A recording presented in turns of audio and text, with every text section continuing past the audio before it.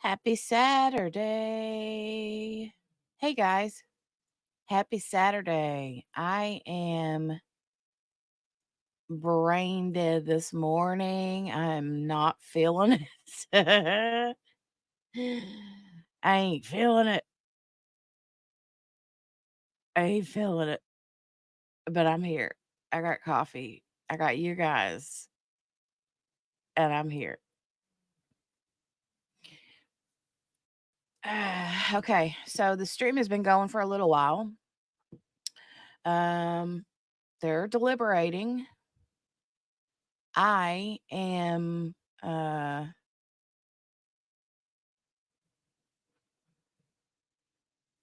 just keeping an eye on that. But I do have Lori Vallow back up and ready to roll for us this fine Saturday morning, early afternoon. Hey, Lee, thanks for coming in and doing all the things, taking out the trash and bringing in the yummy snacks. Thank you. Thank you. Thank you. Thank you. It's brunch day, right? Yeah. Yeah. Hey, Lauren. Did you sleep well last night? Hey, Cherie.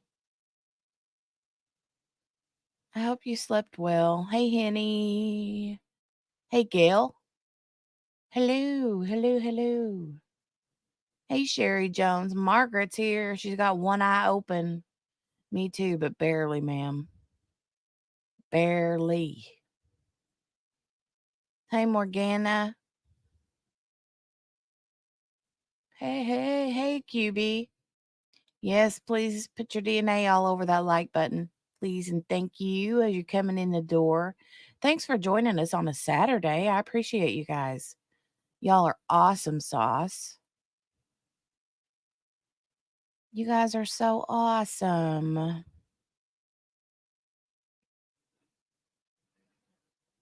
Hey, Spins.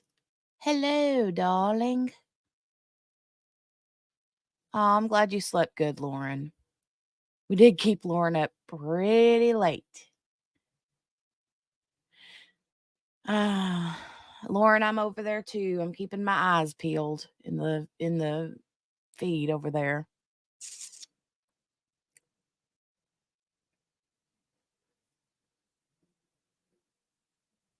We did. We kept Lauren up very, very late. Very, very late.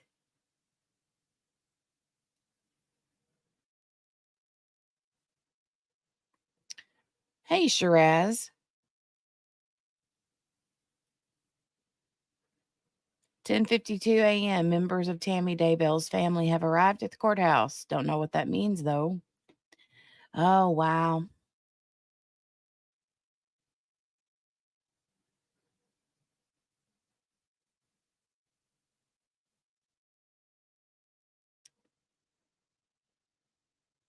Was that 10:52 a.m. Eastern?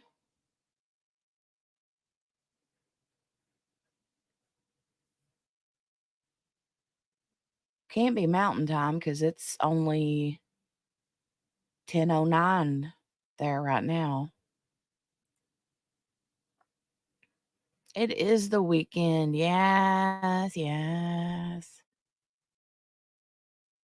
Central. Okay, so that would be 11:52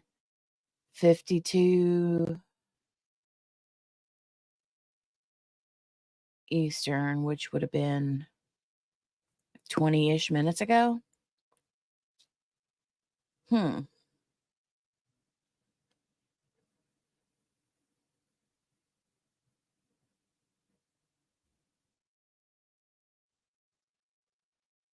I don't know. That could be a sign that they've got word that the jury has come to their decision.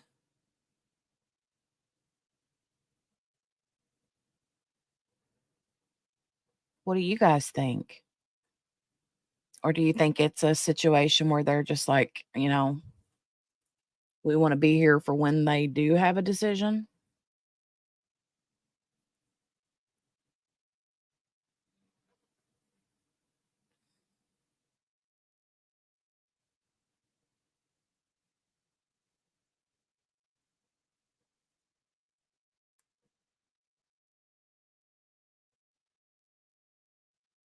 Oh, you're right. You're right, Shiraz. Yeah, yeah, yeah. Caitlin's Twitter. I think Twitter automatically converts to the viewer's time zone. Yeah. Hmm.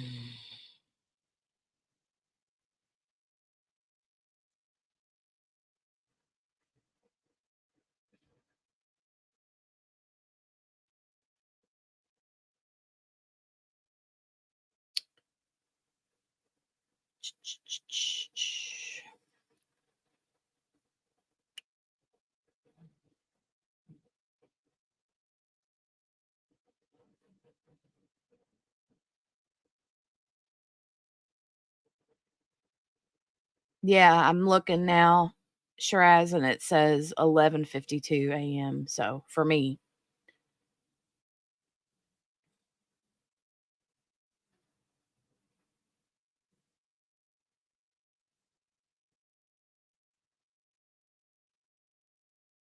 I don't remember when the last time was where they were in court on a Saturday.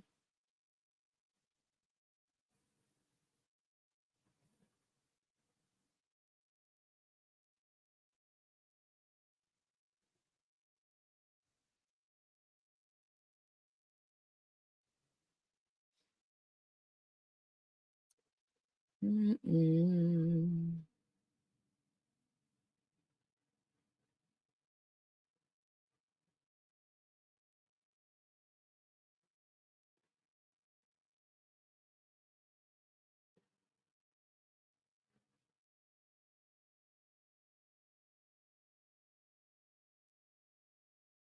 Okay. Ooh, Lauren says, by the way, I watched the first episode from Dexter today before the stream. Ooh. Ooh. Margaret says, I need coffee. Somebody come bring it to me. Margaret.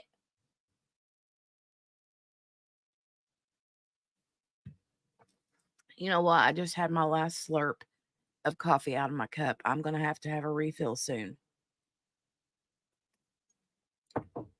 That was only my first cup. Mm.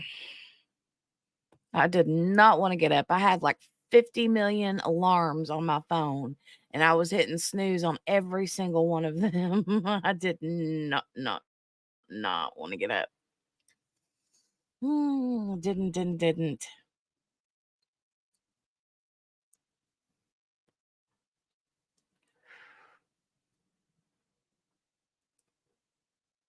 Yeah, what'd you think, Lauren, about Dexter? What were your thoughts?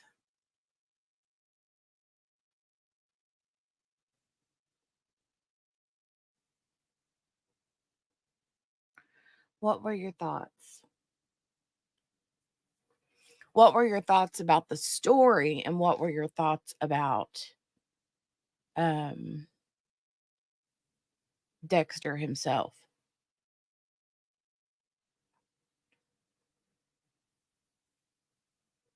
I'm not even gonna lie. I have a huge crush on Dexter. Massive.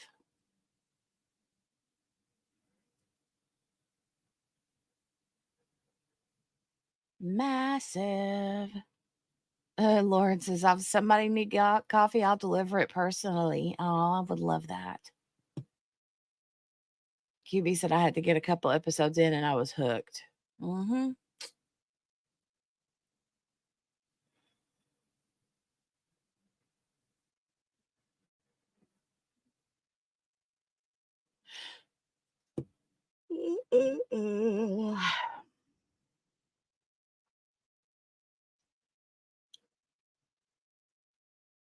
Mm-mm-mm.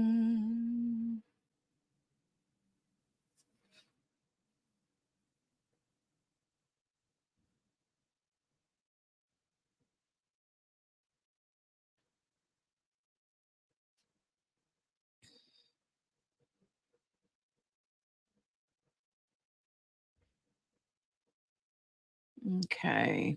I'm just looking on Twitter, you guys. Dexter is kind of cute, right? Yes. Yes, he is.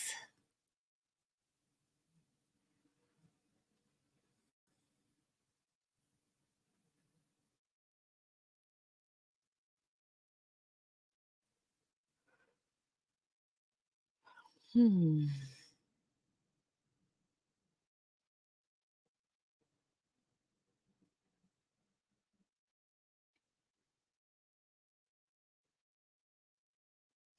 Oh, this is a really good question. Someone asked Nate Eaton on Twitter. They said, what are the differences in prison living conditions for death row versus life without parole?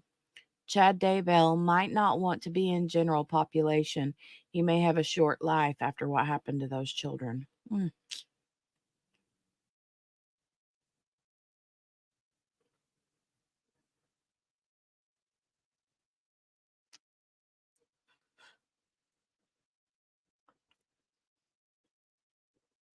Mm-mm-mm.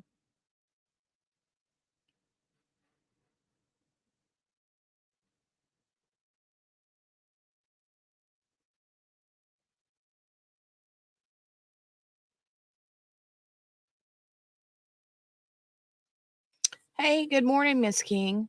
Or afternoon. Nope, you're not late. You are not late, ma'am. You are right on time. Deliberations have started again in Daybell on a beautiful Saturday morning, and we're still waiting for the results.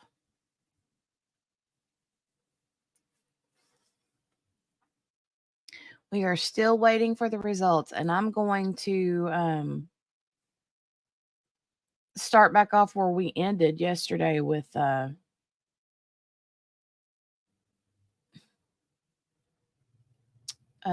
Lori's sentencing. And then while we continue to wait. And as I continue to yawn. Mm-mm-mm.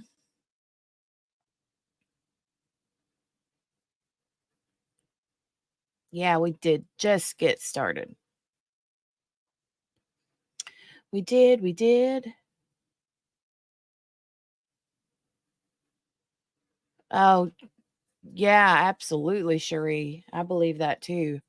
She says, when the judge is having everyone in the jury to be there in the courtroom to be there on a Saturday, he wants to get it all done. Yep.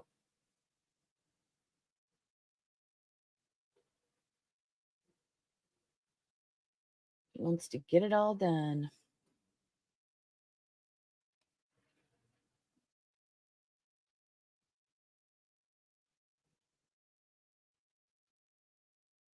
Ba-ba-ba-ba-bum.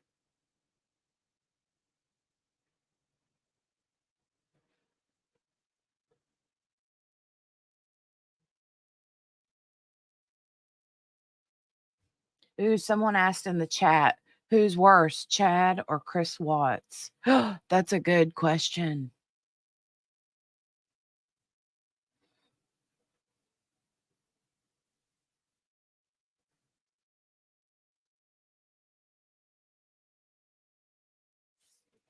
What do you guys think? Who's worse than the other? Chad or Chris Watts?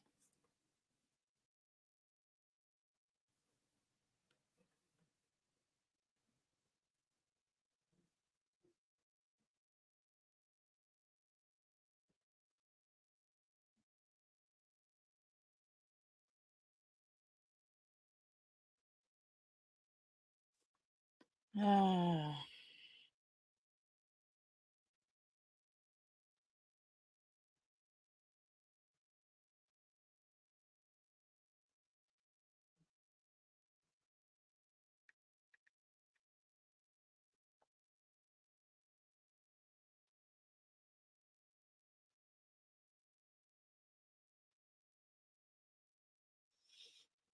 1 minute ago, Caitlin Hart said, hearing that Kay and Larry Woodcock have arrived at the courthouse 1 minute ago.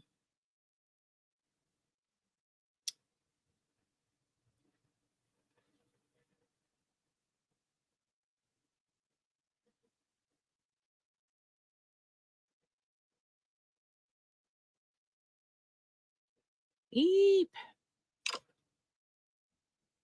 Let's see what you guys say about who's worse than the other.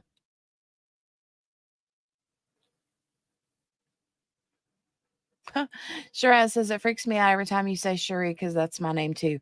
Well, Shiraz, don't feel bad because I've called Cherie Sherry for like 4 years or something crazy. 2 years, 3 years. I've called her Sherry. Bubbles Crafty Corner Sherry. That's what I've called her forever and ever and ever.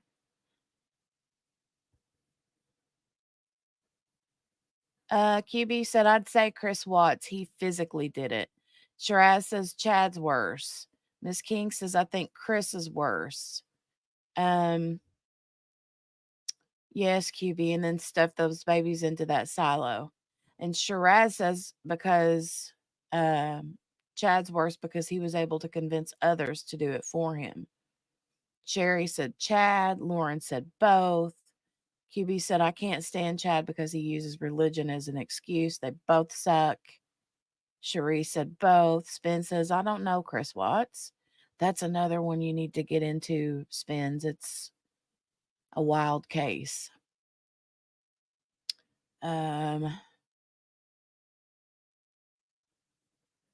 Morgana says, I'm with you, QB. They both suck. Hey, Chaloon. Good to see you, babe. Like you're even pronouncing it right. Cherie. Margaret says, I'm going down for coffee now. Let's see if I spill today. Spin says, I'm with QB. I can't stand people who use religion as an excuse to destroy lives. QB said, this is why I call her Bubbles.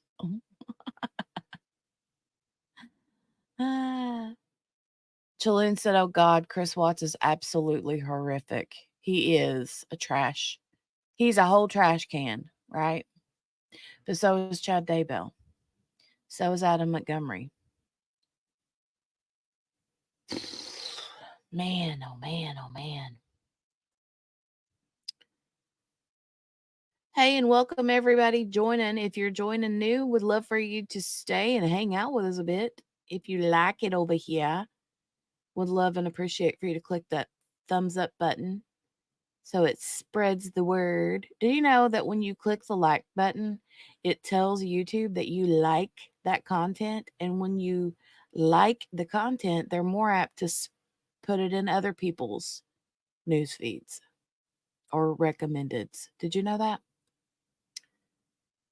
It's always an excellent, excellent way to spread the word. Sharing is caring. QB said Chris Watts is wow. He killed his wife and 2 girls. Yeah, and by girls, those little girls were little. Like one was a toddler and the other one was like a preschooler. And found out she was pregnant. They were having a 3rd baby.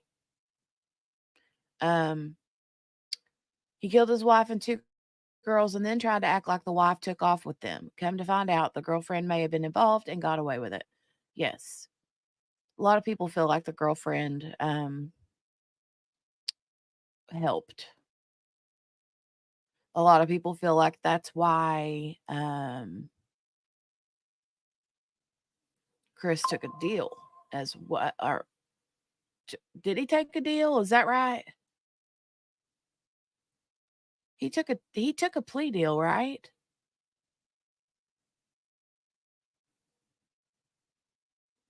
Or something happened.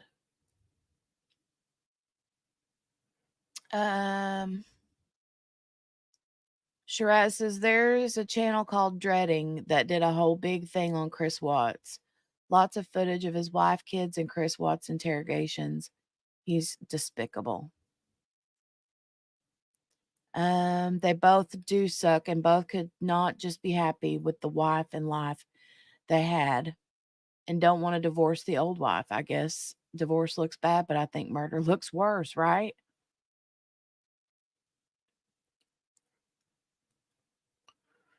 Shiraz says, I can't even remember. He's in jail, though. Um,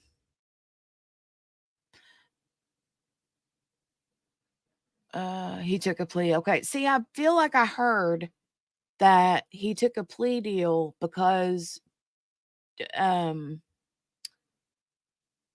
he didn't want to um out the girlfriend. But I've heard that she's under investigation. I don't know if that's true or not, but I don't know. There's definitely a lot of ifs, ands, or buts about, yeah, Nicole Kessinger. Isn't that her last name? She's a whole poop trash can too. Not because of murder, well, maybe allegedly, but um, yeah, there's all kinds of bad things about her.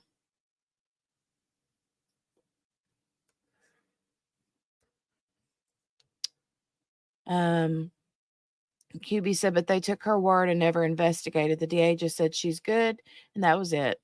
He's been known to do that, right? And then also, you guys tell me, when have you ever seen a police interrogation where a grown AWS woman was allowed to have her father in the interrogation room with her while she's being interviewed or interrogated?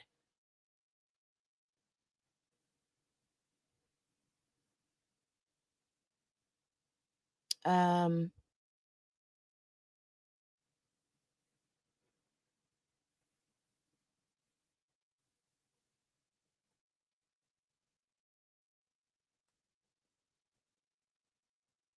he's crooked, had her whole daddy in there. I know, right? I know it.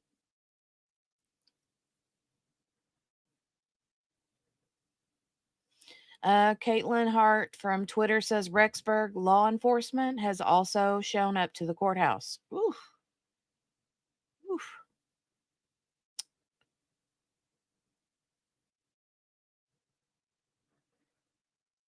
Wow. Okay.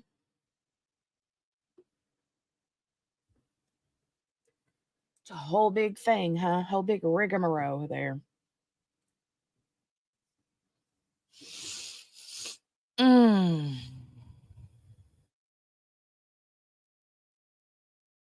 Hey, Nicole. Good to see you back today, ma'am. Ma'am. Chalene says, huh? Unless she has some mental reason for it, which I doubt. No, she don't. She don't. It's just one of those situations where she's like, Daddy, I need help. Sure, I said, oof, looking like there might be something happening. Well, I mean, she said that about the uh, Rexburg law enforcement has also showed up to the courthouse. I mean, I don't know if that's typical.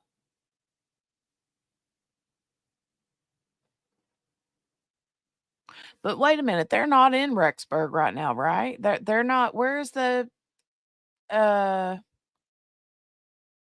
is Rexburg in Ada County? I forget. I feel like it's a ways away, right? Or no? I get confused easily. Hey Lisa Brown. Hey ma'am. Good to see you too. Lisa, let's see what happens. Um Caitlin says, hearing that Larry has not heard anything about where the jury is at in their deliberations, it just looks like everyone's just showed up at the same time. So that kind of like extinguishes a little bit of the fire, right?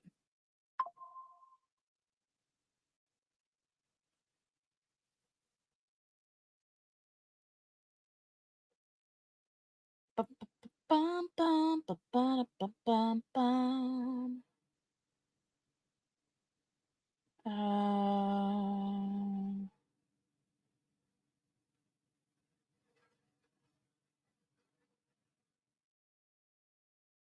Hold on a second, guys. I'm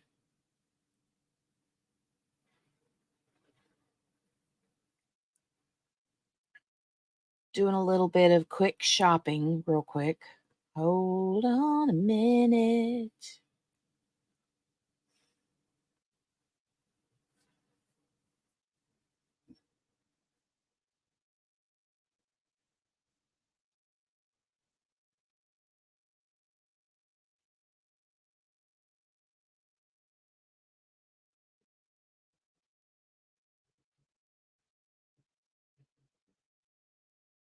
Hold on a second, guys. I will be right back.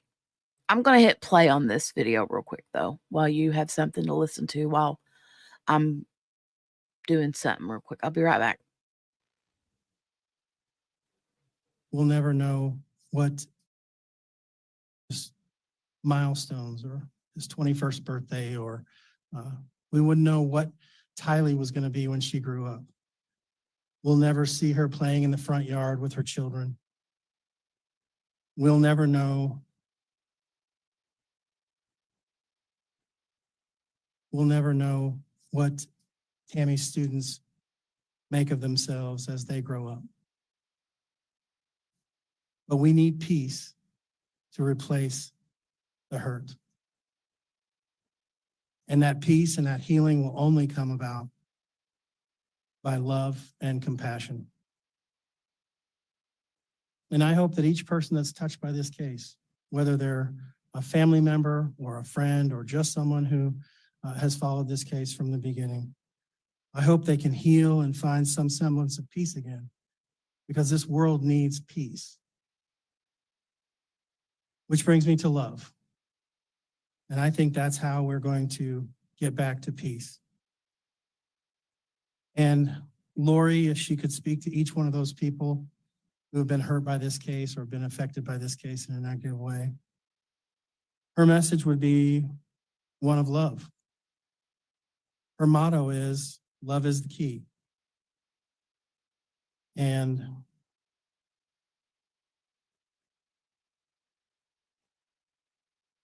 Lori's a very misunderstood person.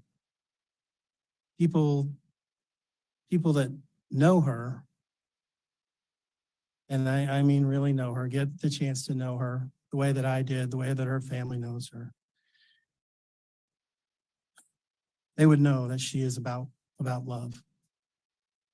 Now, Lori and I didn't always get along. Our team has had tension and frustration and a lot of misunderstanding. But overwhelmingly, an overarching concept behind Lori and everything that she says to us and everything that she does is love. So if you get to know Lori, you'd find that she's a very different person than she plays on TV. She's kind, she's loving, she's caring, she's very witty, she's insightful, she's smart. And if you talk to people that knew her prior to 2018, prior to this whole crazy series of events, you'll hear about a wonderful person who was active in her church, who was active in her community, who loved her children, very active in their lives. You'll hear people who talk about how great she was with their children in her church callings, in her neighborhood. She was a great mother to her kids. Her son, Colby, in fact, testified at trial that she was a great mother when he was growing up. She has redeeming values.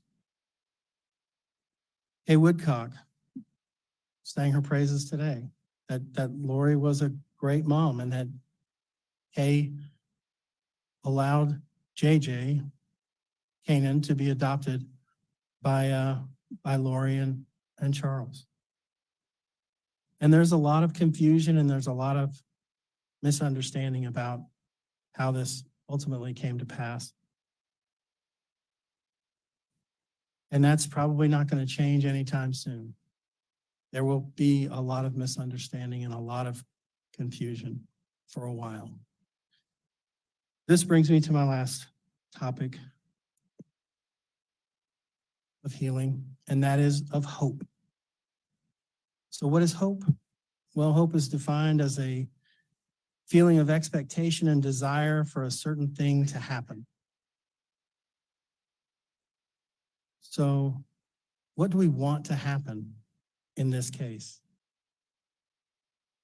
I think the court is well aware of the 4 goals of sentencing pursuant to Idaho Code 1925-21. The first and foremost is the protection of society. The second most important is rehabilitation, and then deterrence of the individual and the public generally.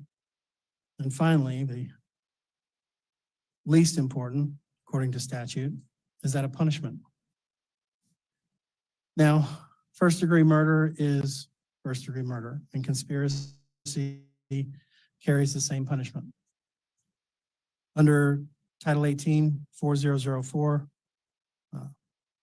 and I quote, "The court shall impose a life sentence with a minimum period of confinement of not less than 10 years, during which the period of confinement of the offender shall not be eligible for parole or discharge or credit or reduction of sentence for good conduct, except for meritorious service." So those are the 2 guiding principles that we have to look at.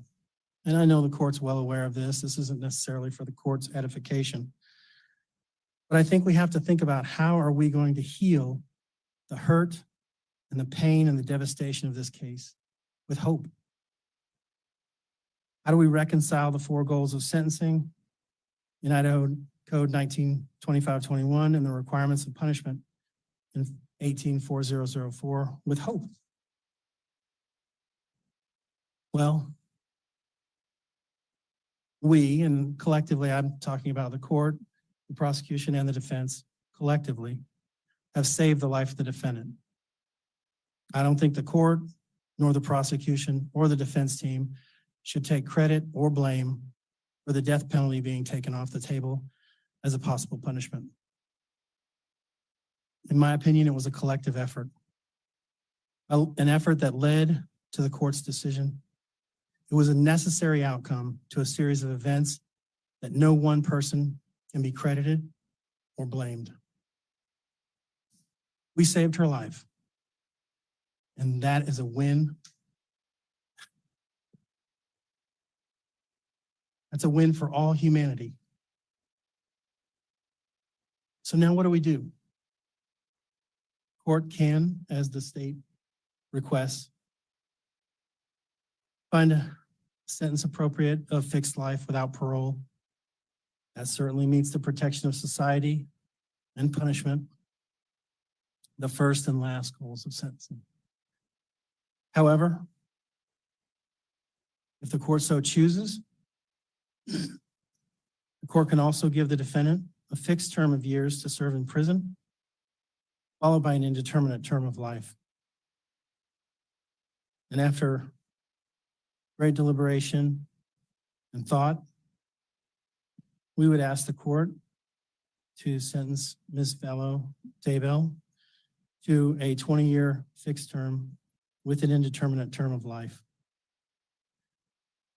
We believe that that meets all the goals of sentencing with an added bonus of hope.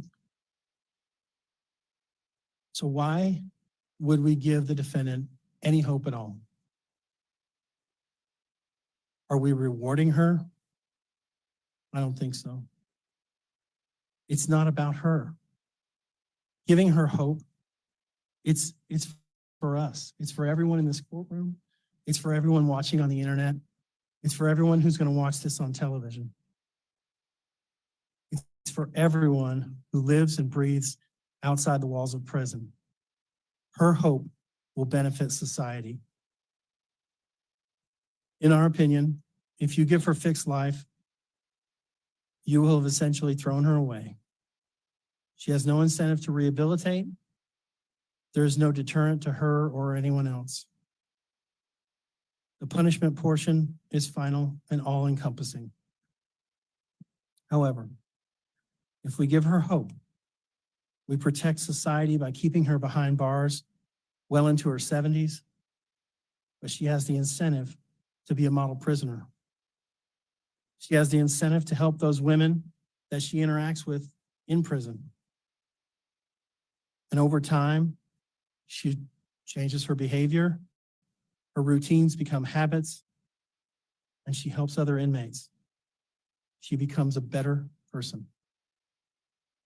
And as these inmates interact with her, this better version of Lori Daybell, they become better people as they re-enter society. So without hope, the likelihood of success in reaching any of the goals of sentencing other than punishment is very low, if not non-existent. Your Honor, we live in the greatest country in the world. We can do this. We can't bring JJ back. We will never reach those milestones. We can't bring Tylee back. She'll never have children of her own. And we can't bring Tammy back. She'll never visit with her grandkids or teach a young student in the library or in her computer class. But we can try to bring others up who go to prison to a higher level than they are when they went in. And I think that's important. And I think that's a testament to JJ and to Tylee and to Tammy. I think that gives them something to carry on in the future. All right, getting word that there's been a decision. Thank you, QB. Thank you, thank you, thank you.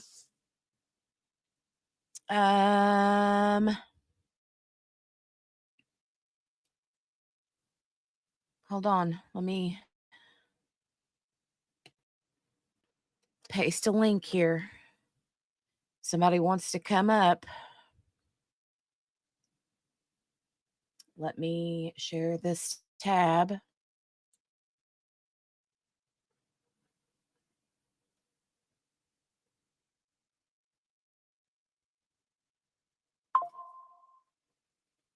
Oh, verdict is in. Okay, okay, okay.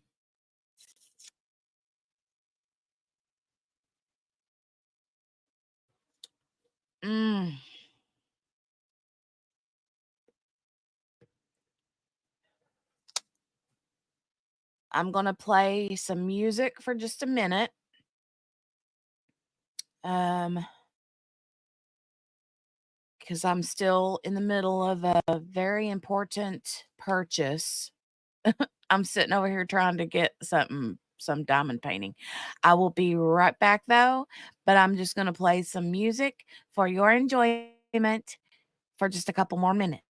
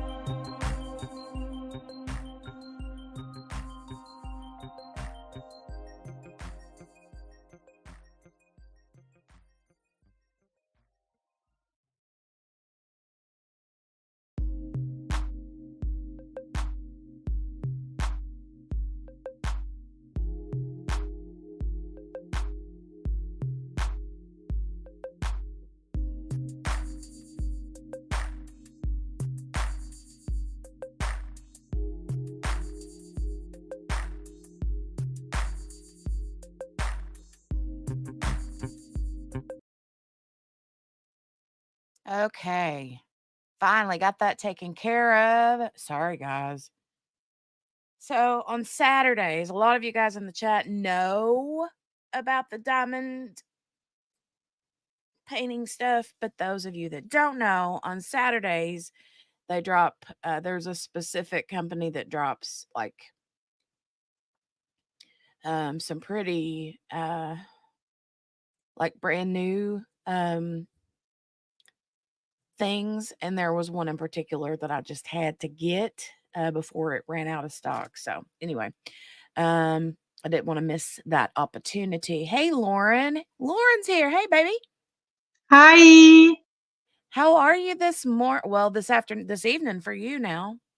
It's evening, yes. But I'm fine, and you guys? I'm good. I'm so excited. I'm so excited. Finally. Yeah, I already thought it never took too long today. Because of yesterday, it took 6 hours or something. Mm-hmm. Chaloon said, Lauren, now I I'm think my sweating. guess is wrong. I said that he would not get the death penalty. Now she's wondering if he is. Kel says, I wonder which experience would be worse for Chad, death row or general pop.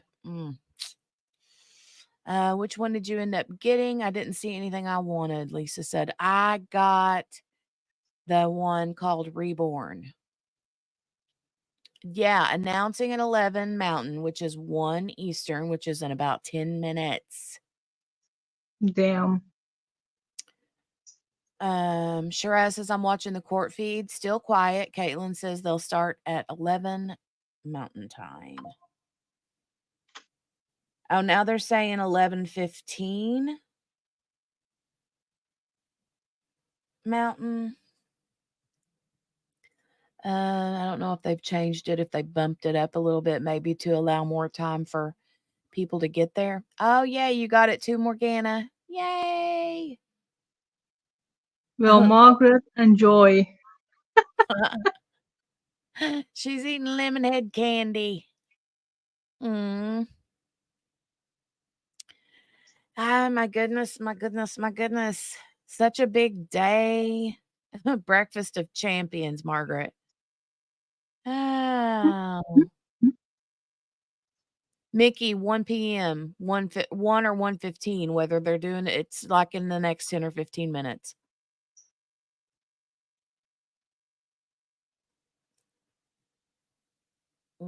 So excited. Oh, wow, we had a big poll question and answer number yesterday. We had, I think, what was it, 78 total answers in the poll, which blew my mind, you guys. I thought it was something in the 60s and then something in the 30s. Like 39. The likes were in the 30s, but the poll wound up being 78 total votes in the Oh, okay, I got it another way around. Okay, doesn't matter.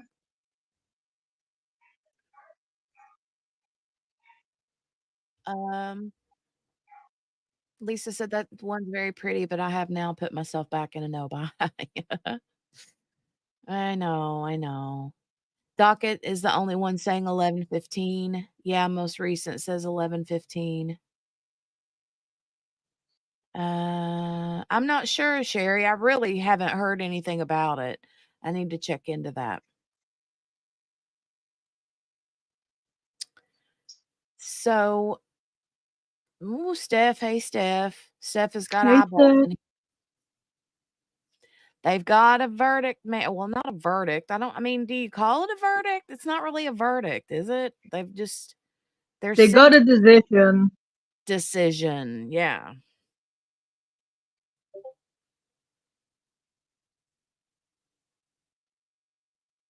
Mm.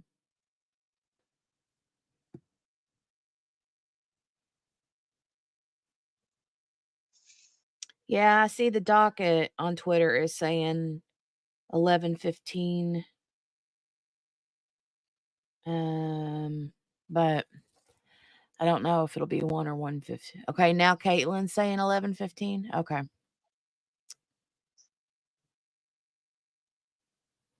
Looks like they updated it to 11:15. Well, I would assume then if that's the case, then they just did that to allow more time. Which whatever, I mean, that's fine. This is a big deal. This is a very big deal. Yeah. Looks like they updated it. Wait. Steph said I just woke up. That's what the eyeballs were for. Thank you.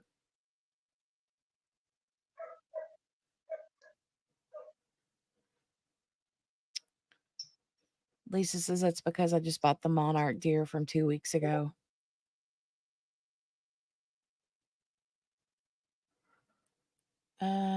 Steph said I stayed up way too late and then got woken up at like 6 a.m. I'm still rubbing sleep out of my eyes.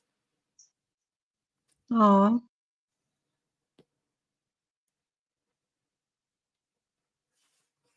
Hmm.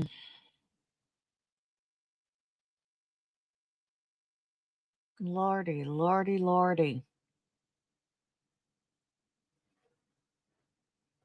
The eyeballs were whether they reached a decision. Ooh, Lisa worked until 5 a.m. this morning. Wow.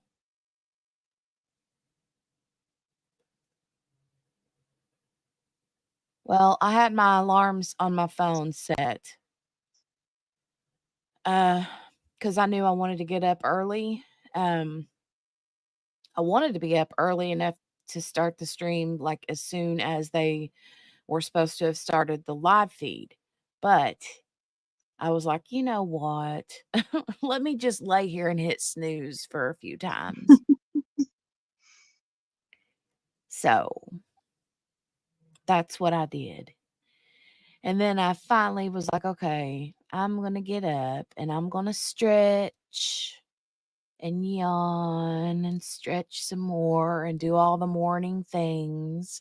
And get some coffee. Get some coffee, use the bathroom, do all those, slap a little bit of water up in my face to wake myself up, brush the morning breath out of my mouth. All that stuff.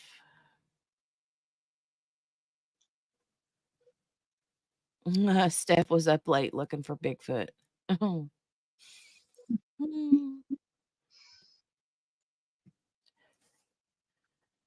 oh my goodness. Oh my goodness. Oh my goodness. I'm going to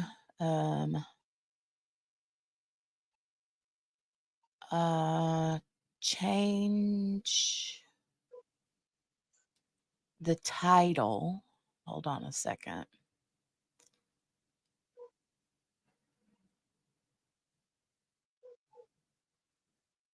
I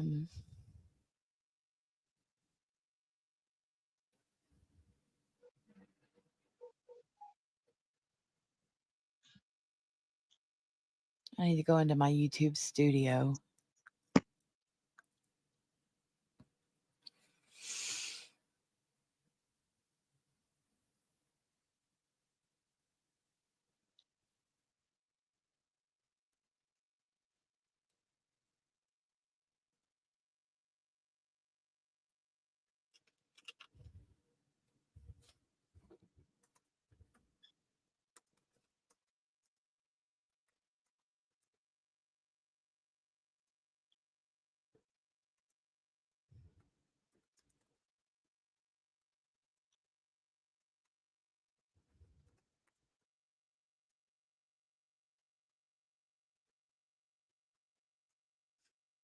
Mm-mm-mm.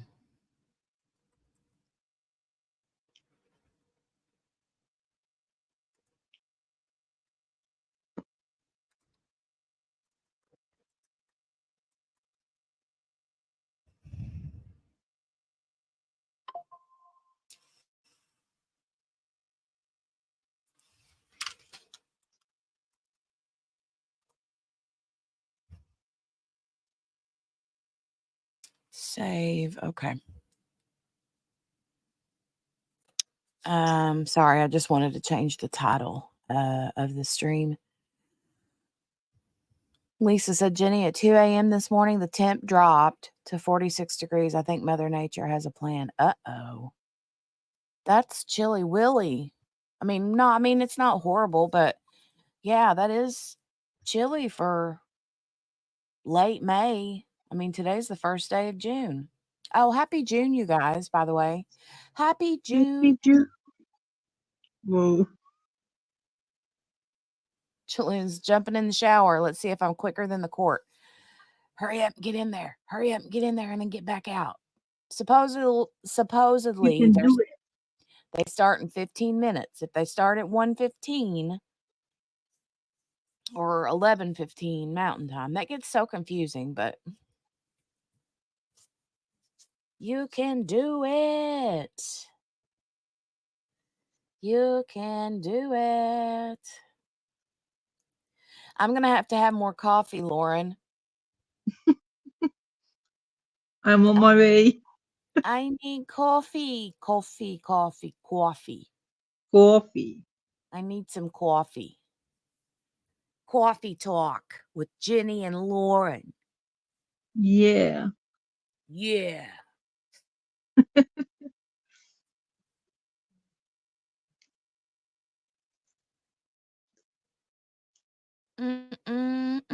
Hey, Emma Handy. Hi, dear. How are you? How Hi, are Emma. you, dear?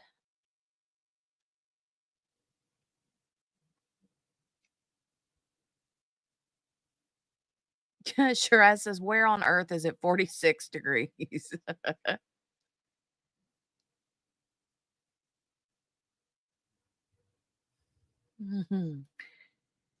Ay, ay, ay. It has been beautiful outside. We've had some great weather. Misleading title. What?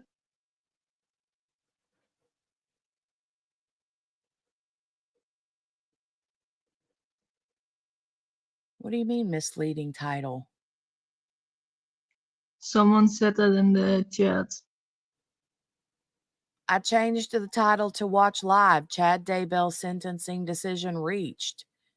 It has been reached. We're waiting for 15 minutes.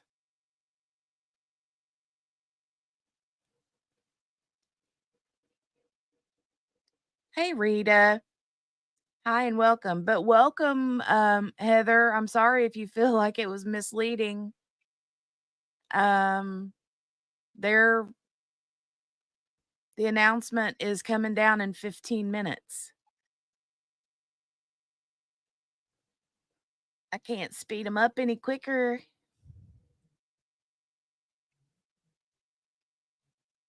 But howdy, Rita. How are you? Good to see you. Welcome, welcome.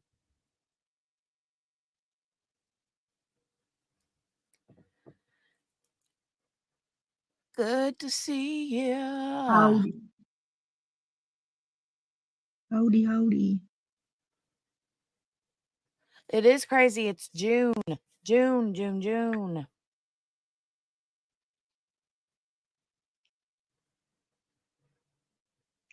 When you say it like that, my heart is beating because this month I have my driver exam. Oh, wow. So nervous. You'll be fine. You'll do fine. I hope so.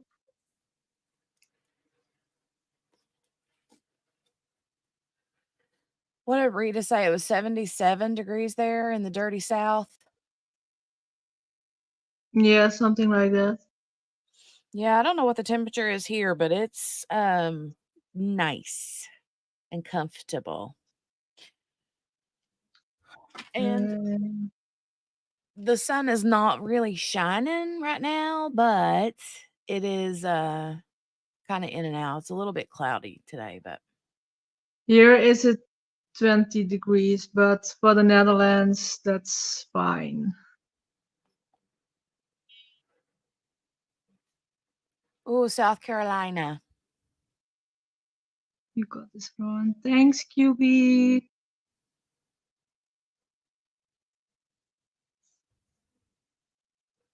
Bad thunderstorms, Emma. Mm. I hate thunder.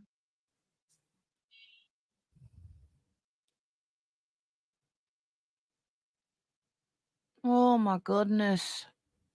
Yes, mommy. Going to make a banner that says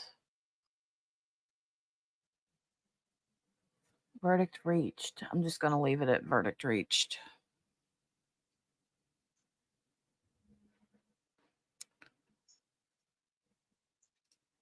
Sitting here with our good behaviors. Sitting there with what? With our good behaviors. Oh, there you go. Everybody's giving their temperatures. Ooh, Kel, 103 today. Really? Dang.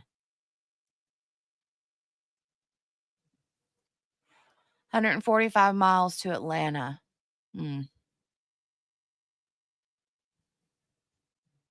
Hey, Wowzers. girl. Not me, Lord. I ain't that good. Huh? What do you mean, Steph?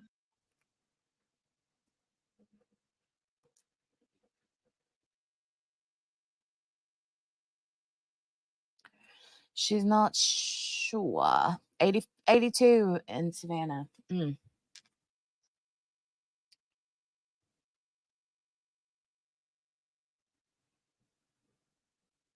Oh. Okay, bad behaviors. Oh, I got you. I got you. I understand. And she's telling the truth, too. She doesn't have good behaviors.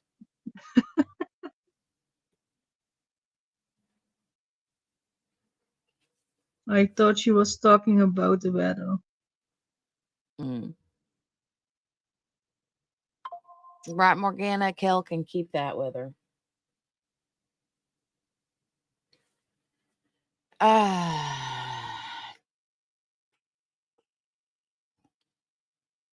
Not Jenny calling me out. Lol.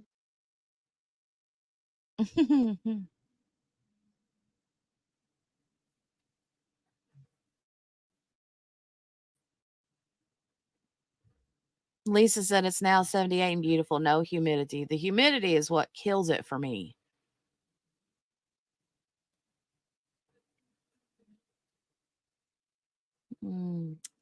Flip that switch. Not bad, just drawn that way.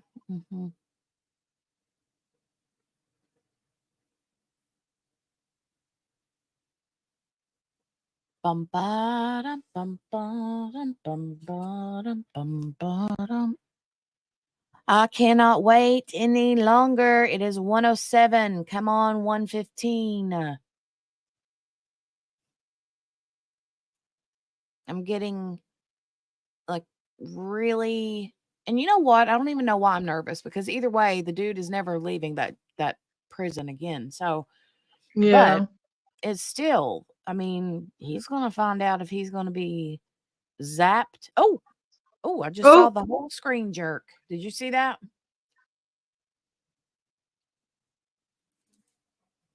Oh, I think they're getting ready. Oh.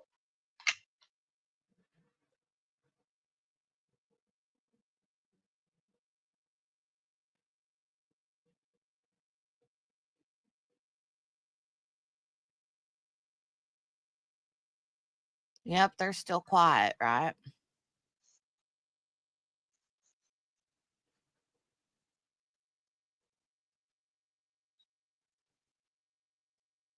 It did jump. The camera jumped and it scared me. Yeah, me too. Scared me.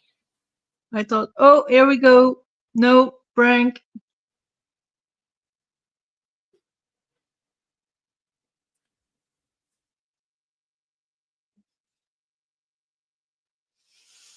Hmm.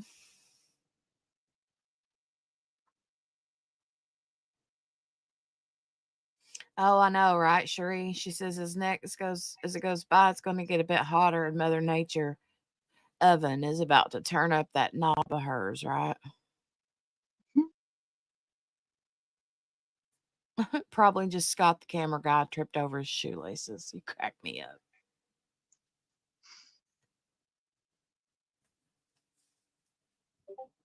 Ugh.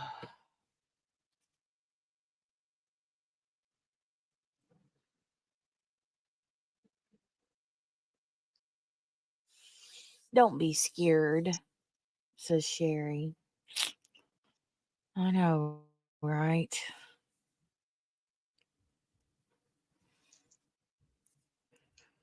Six Ay, ay, minutes. ay, ay, ay, ay, ay.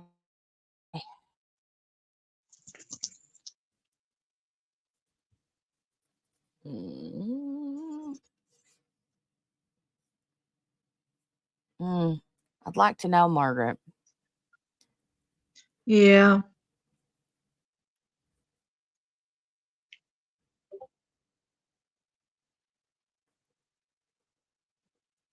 Hmm. I think he's gonna think, I don't care. I meet Laurie in another life.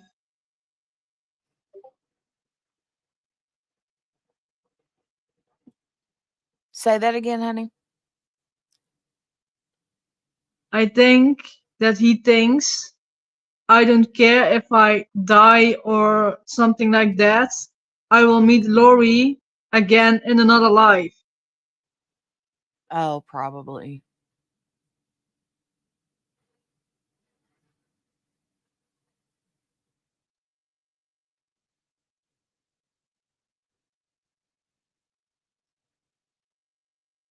Probably. Yeah. He's just, I right, Lunatic. Rita? Yeah, Dude is crazy indeed. pants.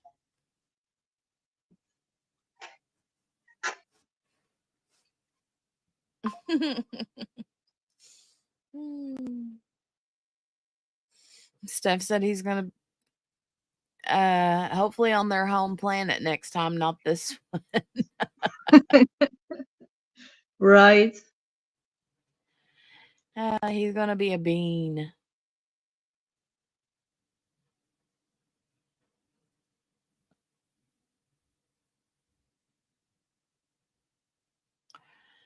Shiraz says, Reed, I was talking about just flipping the switches. Sorry. Just saw BOM for the first time last week. Was brilliant. What's that? I might be BOM. afraid of I might be afraid of I'm asking. I might not have should have asked that question. Mickey Joe said he may see her in hell if he doesn't do some talking to Jesus. Ugh, right? Yeah. Some serious talking.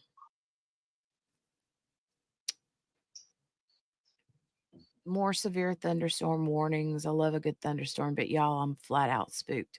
So, Shiraz, I love, ooh, okay. BLM, Book of Mormon. Gotcha. Ah, yeah. 3 Ooh, yay, minutes. Chaloon. Yay, Chaloon. But Shiraz, yes, I love a good thunderstorm. It's like the perfect Saloon nap for the weather win. when you get the, perfect nap weather.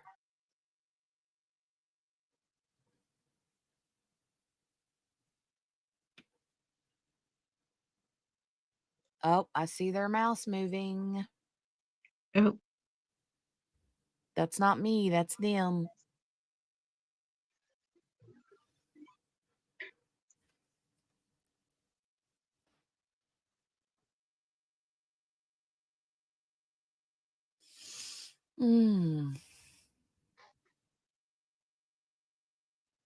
Oh, might as well, Cherie. Sitting there waiting for that verdict and just go ahead and make that grocery list. multitasking.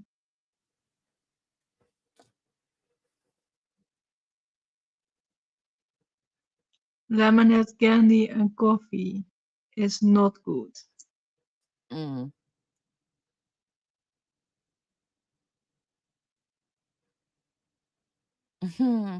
Gail said, well, he was Jesus's brother in another life, so they may be on a first name basis. Lord, Lord. Nope. He wishes. Mm-hmm. Oh, you get riled up, Shiraz? You're like, ooh, do you want to go like storm chasing?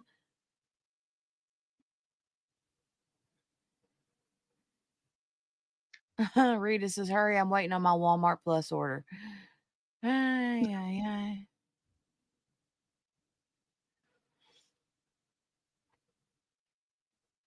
Switch the coffee Well, for a mimosa. You should be good. Mm. or you make it an Irish coffee. Oof, that sounds good. Put some Baileys in it. Mm-hmm.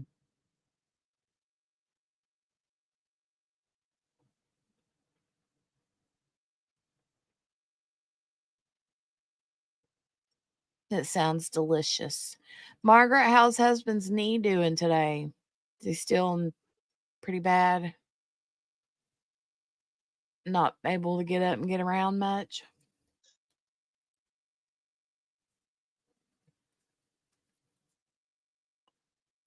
Okay, it's 1:15. It's 1:15, you guys. Butterscotch schnapps.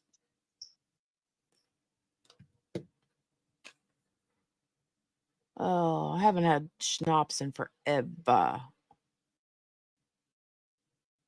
Do they even Never still had make it. that?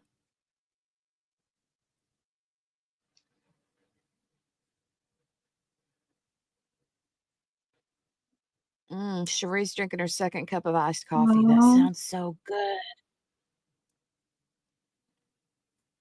Ooh, x-rays came in. Arthritis. Whew. Sees the ortho next week. Oh, wow. Wow, wow, wow. Ooh, Shiraz, that's so cool. That's so cool. She said, I do. I've got all these radars, lightning apps, velocity apps, etc. I love watching them come in. It's a rush. The same, I imagine, Coco users experiencing. That's funny. She's a real storm chaser. Mm-hmm.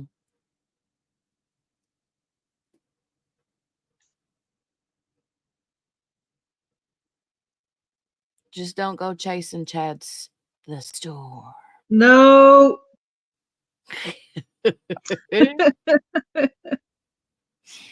Oh, Lord I Morgan. knew you were gonna go there. I knew it. It was the perfect opportunity. It was the perfect opportunity. Yeah, I was waiting on it. Mm. Morgana, ma'am, do not eat your earbud, please. Do not eat your earbud. It's a good way to break a tooth.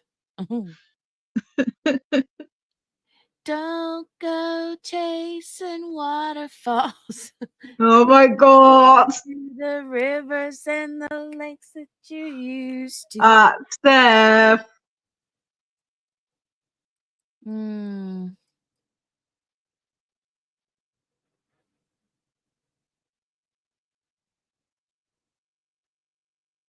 Let me see.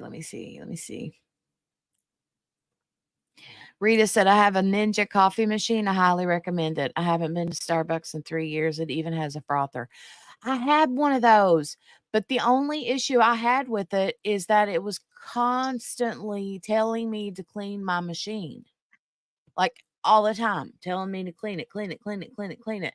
And then it got to where it would like take forever to make like a pot or a cup or whatever. Cause I think if I remember right, that one had like where you could do a cup or a pot. I can't remember. It's been a while, but yeah, the frother thing on it was pretty cool. I have to say I rarely used it, but it was pretty cool. You think, Steph?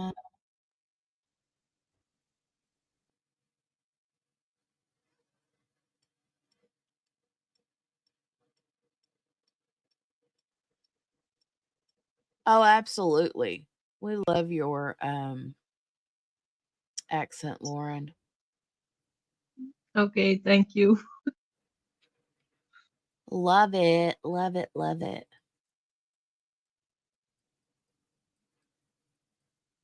I love yours too. Thank you. Chilun said that's the cool thing about a live like this. Almost all of us have an accent to someone in here. Right? Yeah, indeed.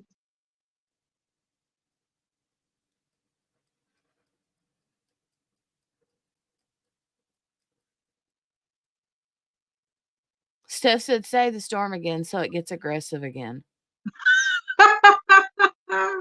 No. Do it, Lauren. No. The storm. No. Ma'am. Shush. No. Maybe it was an effed up machine, Rita. That cracked me up. Maybe it was. I don't know.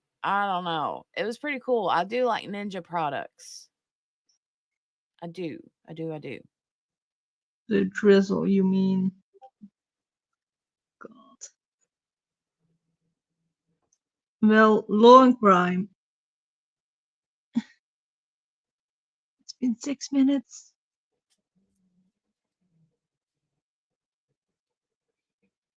Thank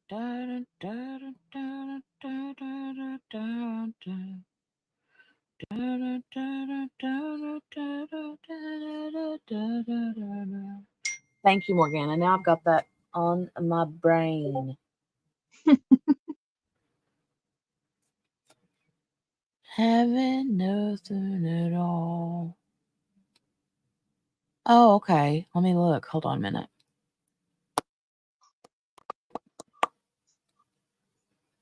Da, da, da, da, da. Da, da, da, da. Da, da, da, da. All right, let me check something out real quick. Hold on a minute.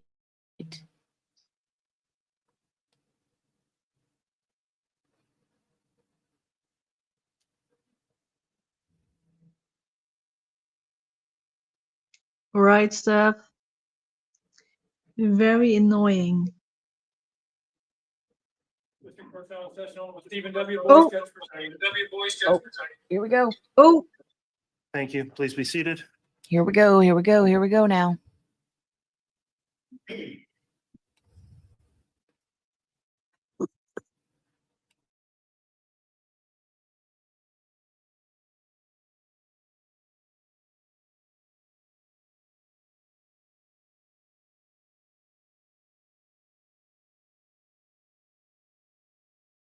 All right. Good morning, everyone. We're on the record on case CR 2221-1623, State of Idaho versus Chad Guy Daybell. This is the special sentencing proceeding that has been conducted last couple of days. The jury's been deliberating. The court is advised that the jury has reached a verdict on the special sentencing proceeding and the special verdict form.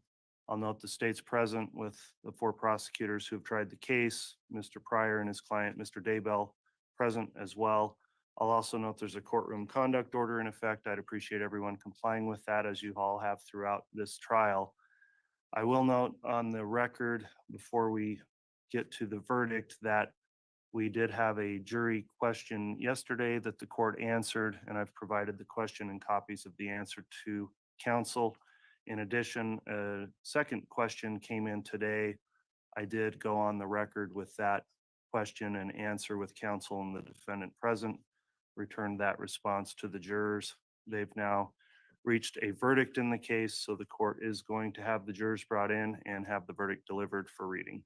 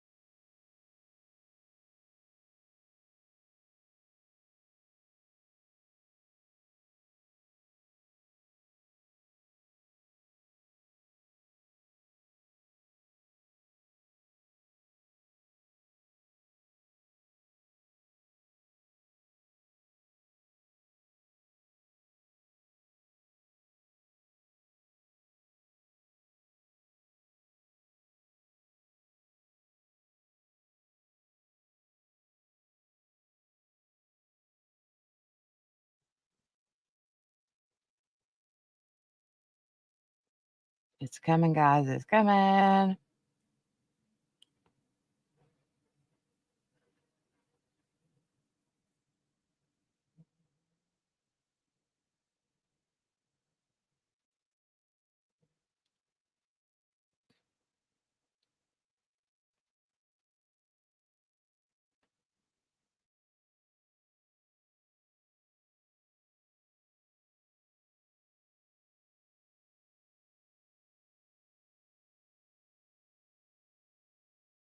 All right, please.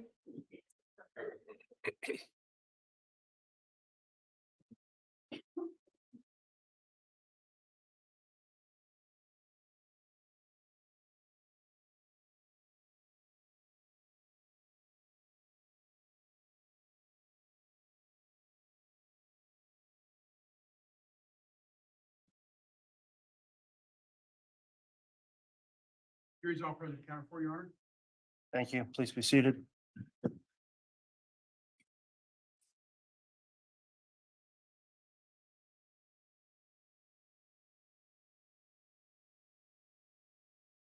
Ladies and gentlemen of the jury, the court understands you've reached a verdict on the special verdict form. Is that correct?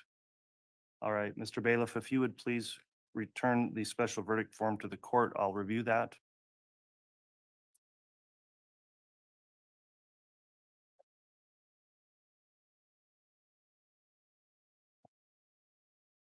Ladies and gentlemen, the verdict form is somewhat long and complicated. The court is going to take a moment to review the form. Long and complicated. It would be, wouldn't it? It would have to be long and complicated.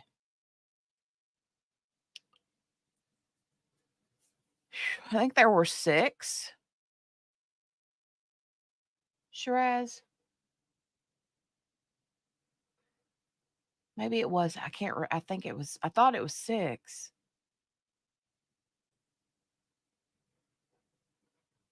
8.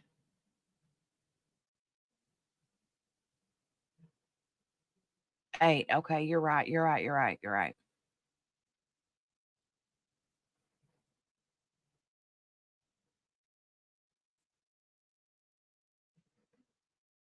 Because there were 2 counts for the insurance and then grand theft.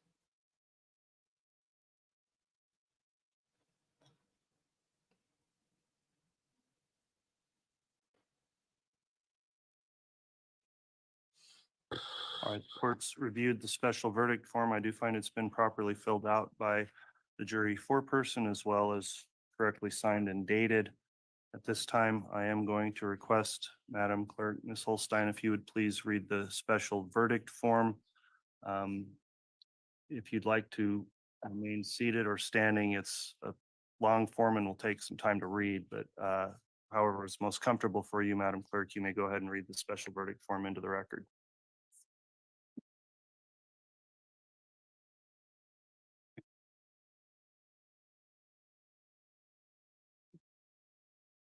In the District Court of the 7th Judicial District of the State of Idaho, in and for the County of Fremont, State of Idaho plaintiff versus Chad Guy Daybell defendant, case number CR 22211623, special verdict. Part 1. We, the jury, render the following verdict on the alleged statutory aggravating circumstances. 1. Has the jury unanimously found that the state has proven beyond a reasonable doubt the existence of the following aggravating circumstance? The murder of Tylee Ryan was committed for remuneration, or the defendant employed another to commit the murder for remuneration or the promise of remuneration? Yes. 2. Has the jury unanimously found that the state has proven beyond a reasonable doubt the existence of the following aggravating circumstance? The murder of Joshua Jackson, hereinafter JJ Vallow, was committed for remuneration, or the defendant employed another to commit the murder for remuneration or the promise of remuneration? Yes. 3. Has the jury unanimously found that the state has proven beyond a reasonable doubt the existence of the following aggravating circumstance? The murder of Tamra, hereinafter Tammy Daybell, was committed for remuneration, or the defendant employed another to commit the murder for remuneration or the promise of remuneration? Yes. 4. Has the jury unanimously found that the state has proven beyond a reasonable doubt the existence of the following aggravating circumstance? The murder of Tylee Ryan was especially heinous, atrocious, or cruel, manifesting exceptional depravity? Yes. 5. Has the jury unanimously found that the state has proven beyond a reasonable doubt the existence of the following aggravating circumstance? The murder of JJ Vallow was especially heinous, atrocious, or cruel, manifesting exceptional depravity? Yes. 6. Has the jury unanimously found that the state has proven beyond a reasonable doubt the existence of the following aggravating circumstance? The murder of Tammy Daybell was especially heinous, atrocious, or cruel, manifesting exceptional depravity? Yes. 7. Has the jury unanimously found that the state has proven beyond a reasonable doubt the existence of the following aggravating circumstance? By the murders or circumstances surrounding their commission, the defendant exhibited utter disregard for human life? Yes. 8. Has the jury unanimously found that the state has proven beyond a reasonable doubt the existence of the following aggravating circumstance? The defendant, by his conduct, whether such conduct was before, during, or after the commission of the murders at hand, has exhibited a propensity to commit murder which will probably constitute a continuing threat to society? Yes. If you answered no to each of the above questions, you do not need to answer any other questions. Simply have the presiding juror sign this verdict form and notify the bailiff that you are done. If you answered yes to any of the above questions, then please answer the questions in part 2.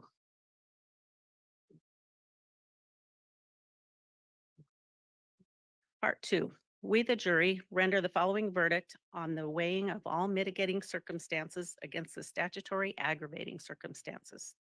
You are to only answer the following questions for those statutory aggravating circumstances for which you answered yes in part 1.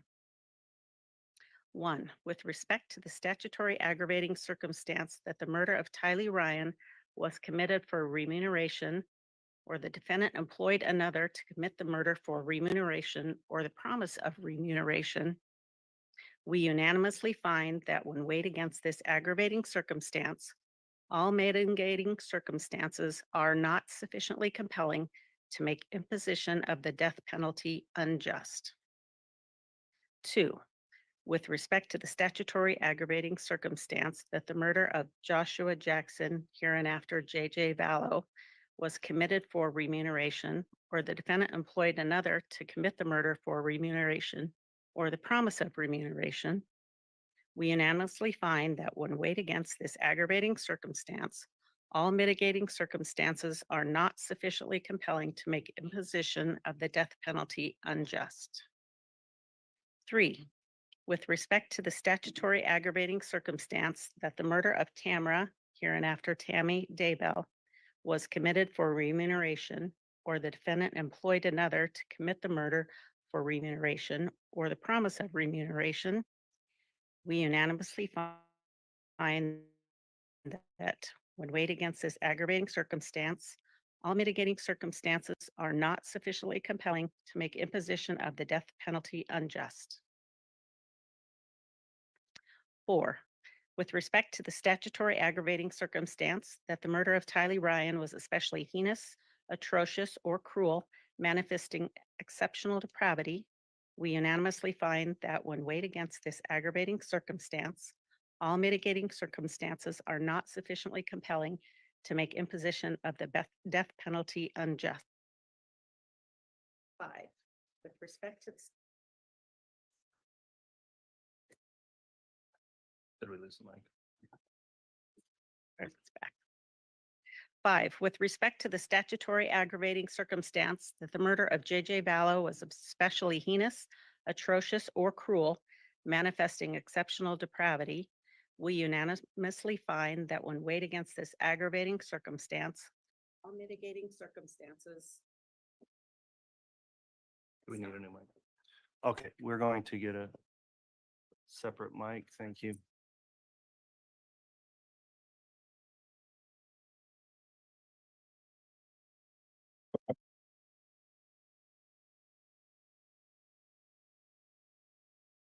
I'll read 5 over. Yes, start with 5 again. Thank you, Madam Clerk. 5. Okay. With respect to the statutory aggravating circumstance that the murder of JJ Vallow was especially heinous, atrocious, or cruel, manifesting exceptional depravity, we unanimously find that when weighed against this aggravating circumstance, all mitigating circumstances are not sufficiently compelling to make imposition of the death penalty unjust. 6, with respect to the statutory aggravating circumstance that the murder of Tammy Daybell was especially heinous, atrocious, or cruel, manifesting exceptional depravity, we unanimously find that when weighed against this aggravating circumstance, all mitigating circumstances are not sufficiently compelling to make imposition of the death penalty unjust. 7, with respect to the statutory aggravating circumstance that by the murders or circumstances surrounding their commission, the defendant exhibited utter disregard for human life. We unanimously find that when weighed against this aggravating circumstance, all mitigating circumstances are not sufficiently compelling to make imposition of the death penalty unjust. 8, with respect to the statutory aggravating circumstance that the defendant, by his conduct, whether such conduct was before, during, or after the commission of the murders at hand, has exhibited a propensity to commit murder, which will probably constitute a continuing threat to society. We unanimously find that when weighed against this aggravating circumstance, all mitigating circumstances are not sufficiently compelling to make imposition of the death penalty unjust. Once you have completed part 2, please have the presiding juror sign this verdict form and notify the bail if you are done. Dated this first day of June 2024 and signed by the presiding juror. All right, thank you very much, Madam Clerk, for reading through the verdict form. Ladies and gentlemen, the court will note that given the complexity of this special verdict form, just I think in fairness to all those in attendance, including in particular victims and the parties, the layman's explanation of this verdict is that the jury has made a finding that it would be appropriate to impose the death penalty as it relates to counts 1 through 6 in the amended indictment. And so pursuant to Idaho Code 192515, the court is directed that the defendant would be sentenced to death on those counts. The court will take up a concluding sentencing proceeding. I also have additional counts of insurance fraud. I've discussed with counsel moving forward in a consolidated hearing. The court's proposing that we do that this morning, waiving the right to a pre-sentence investigation report under Criminal Rule 32A. Before I get there, just let me ask at this time of the jurors, is this your true and correct verdict that's been rendered in this case? Very well. Does the state wish to have the jury pulled on the special verdict form? No, Your Honor. Thank you. Does the defense wish to have the jury pulled on this special verdict form? No, thank you, Your Honor. Very well. As I mentioned, then that's the result of the verdict form. The court would then proceed with additional sentencing on those two counts, as well as the counts 1 through 6 determined now by the jury. Mr. Pryor, is the defense willing to move forward with a consolidated hearing on those counts this morning without a pre-sentence investigation report? As previously indicated, Judge, yes, we are. Okay, is the state going to be ready to proceed with a sentencing on those issues as well? Yes, Your Honor. Thank you. Okay, thank you. Counsel, I do want to take a brief recess just to briefly prepare for that, given the verdict, and I will come back on the bench. It really won't take long. I would suggest that a 30-minute recess will come back on the record. The court will conclude with that sentencing hearing. So if everybody could be back here by 10 after, we'll have the jury return one last time to the jury room to wait for that final sentencing hearing. We'll conduct that in the presence of the jurors also, and then I'll have concluding instructions for the jurors. So we will be in recess for 30 minutes. We'll come back for that final stage of the proceeding. Thank you.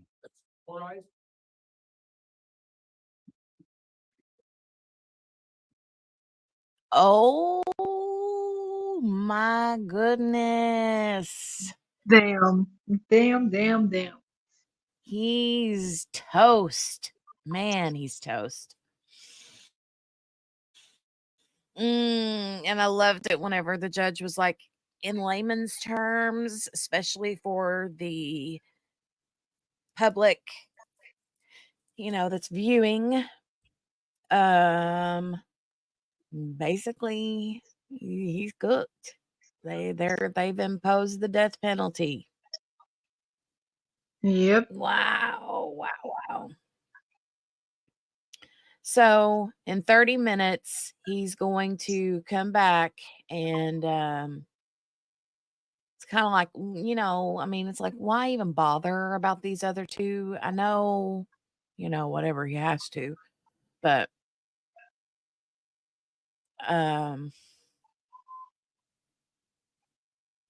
this is exciting. Shiraz says, I really think this is what he wanted. Chud.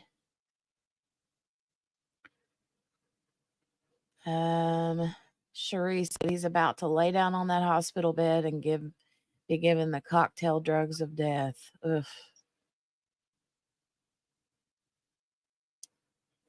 It'll be a while. He'll be on death row for a while, that's for sure. But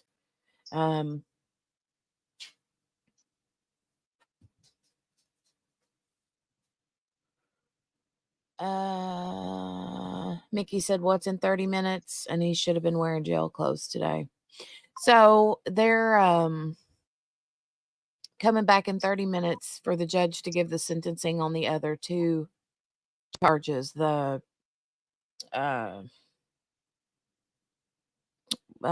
insurance frauds charges.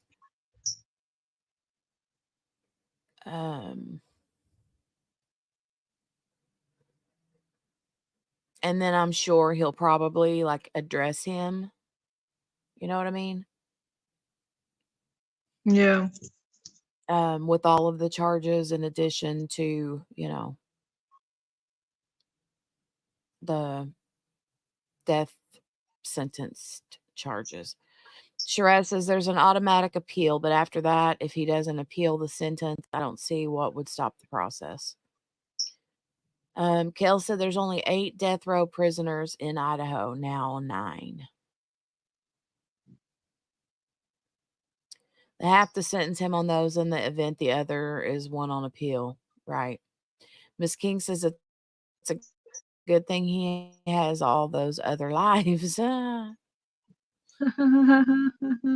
good one, Chaloon. She said, I would say solitary would be the worst punishment for a true narcissist. Yeah.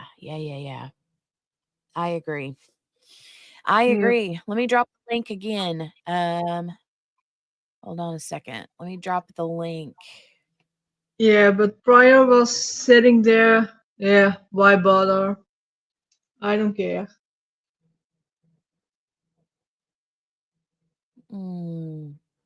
Drop the link there in case anybody wants to come up and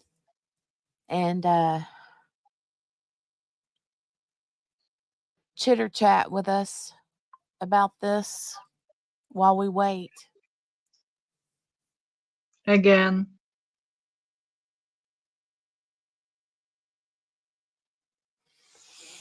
QB said they haven't had a death penalty case since like 2007 or something.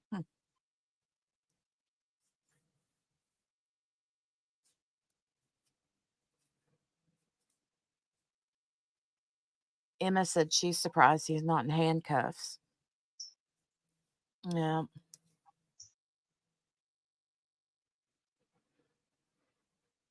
Yeah, he was, Mickey. Dahmer was murdered while he was on death row. There's a guy on Idaho death row since 1986. Wow. Damn. That's long. Mm-hmm.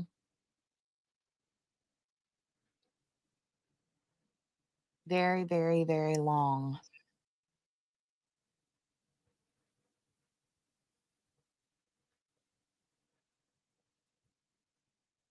Yeah, right. That ought to tell you. It takes a long time.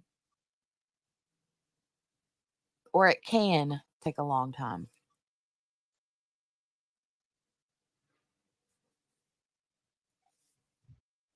But if that is truly what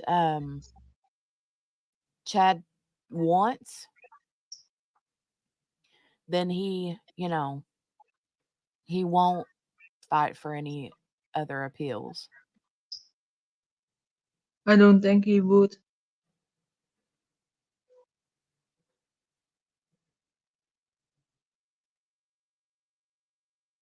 Oh, wow, Chaloon. I didn't know that.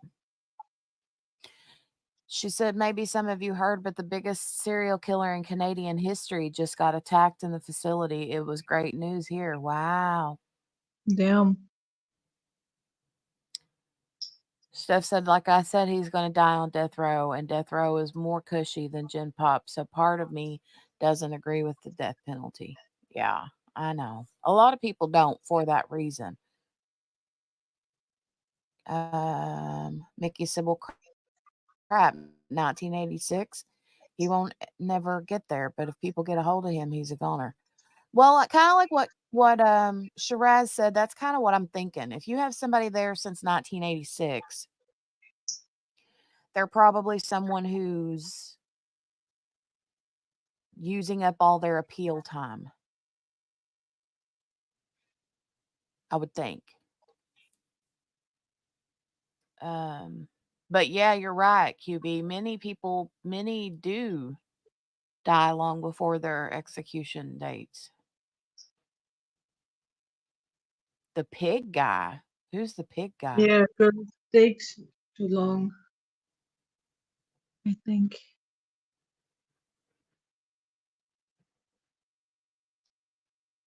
Ooh, it's creepy because his farm is near me, said Chaloon. Ooh, who's the pig guy? Ew.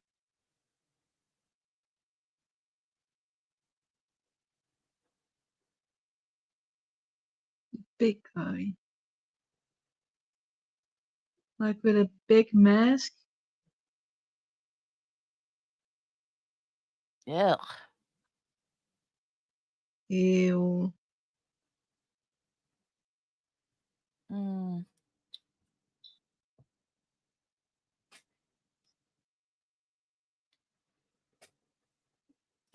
All right. Hold on a second. I have to share this video with you guys. Hold on. Let me find it. I'm gonna mute myself for a quick second because I gotta hear something real quick. Hold on.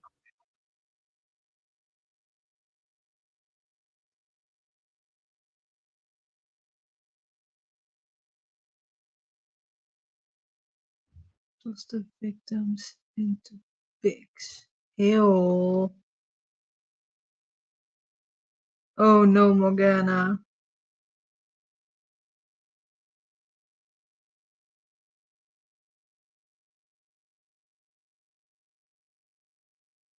Yeah, I looked him up. He looks like a serial killer.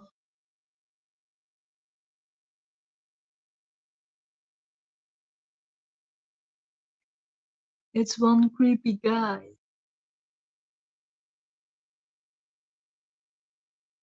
Yeah, Chulun, I understand.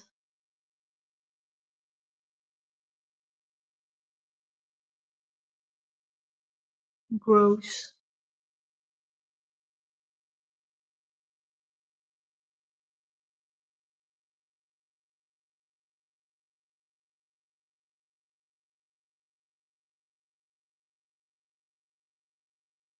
Oh my god.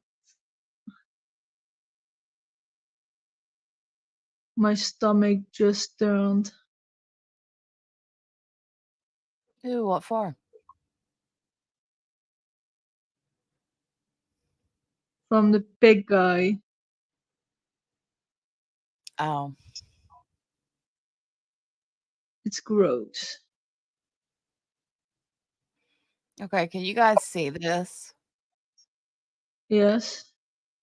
Okay, watch this. You have to turn your volume all the way up, okay? Turn your volume all the way up. Because the volume is kind of low on it. But listen.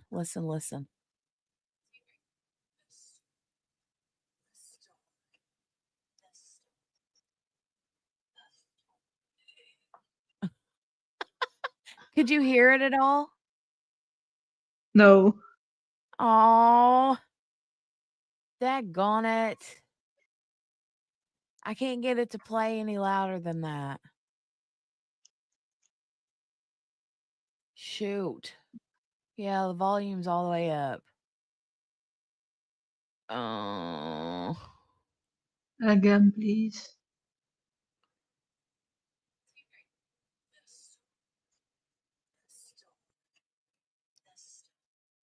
No! No! That was our 4-time the store. No! No! No! So cute. Yes, Steph. 4 times in repeat.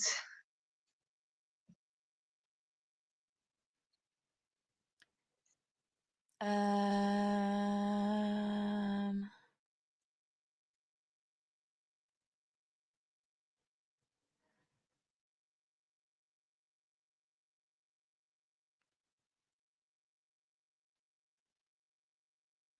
Sorry, Morgana. I'm so sorry.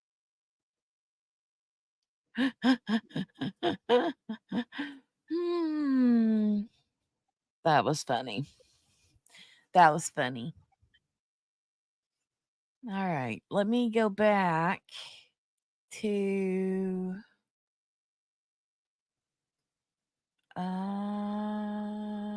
share the right stream.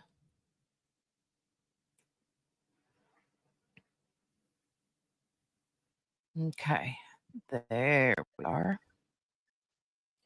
All right, live.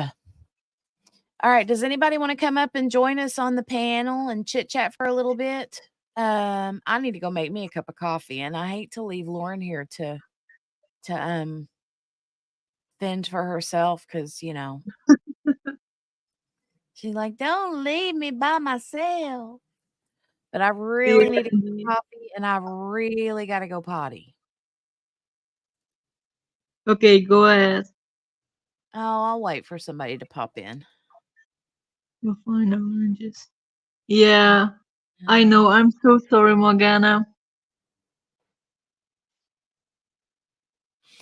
Sherez says, hey, Kel, just now spotted you multitasking today. And like most people, I suck at it. I'm no good at multitasking, Sherez.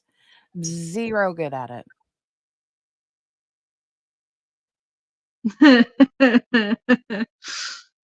Go be with your daughter.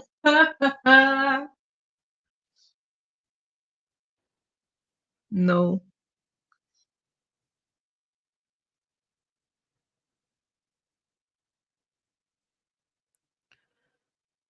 That's okay, too. Oh, Amazing. Steph said I'm eating, so I would irritate half of the chat. Whatever. Whatever. ASMR. Mukbang. Mukbang.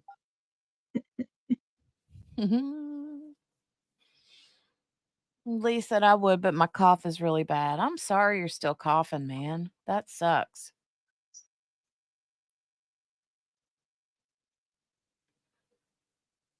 That sucks.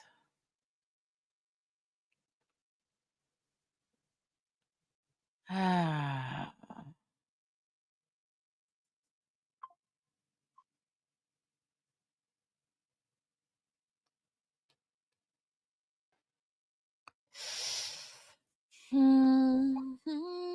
Yes, Steph. I hate that too.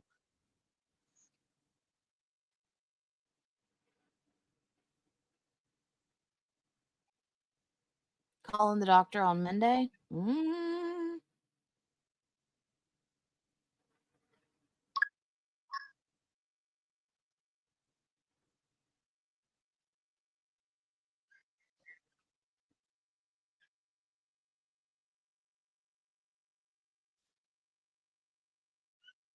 Yeah.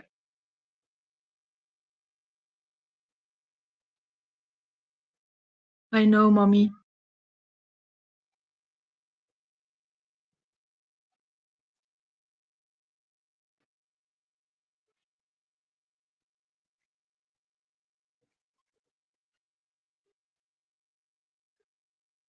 Wow. All right, I'm gonna go grab some coffee.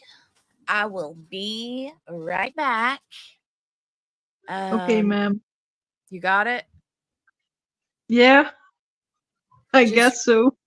okay. Just read the chat. I feel like QB now. Don't leave me. Well, but here's the No, thing. You're all the way just over in the kidding. Netherlands and you can hang on to the stream, whereas QB is like right here, a few states away from me, and her internet is like, nope, not today. Jeez. I hate it here. No, go get your coffee, ma'am. I'm almost 40 and still call my mom mommy. I almost 26 and I still do the same. Even if I would like be 50 or something, it'd still be mommy.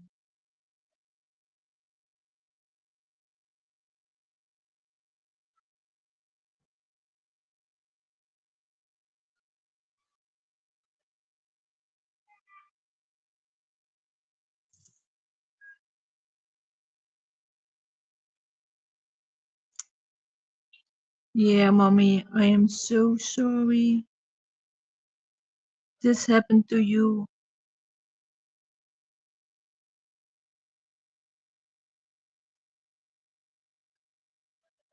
It sucks.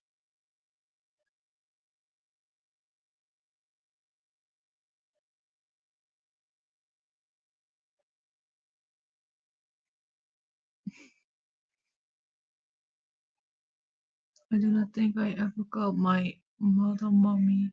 It was either mom or ma. That's also fine.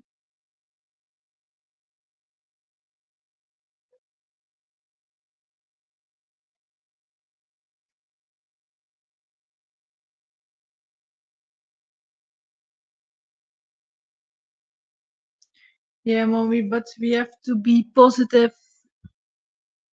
Sending you positive vibes and much love.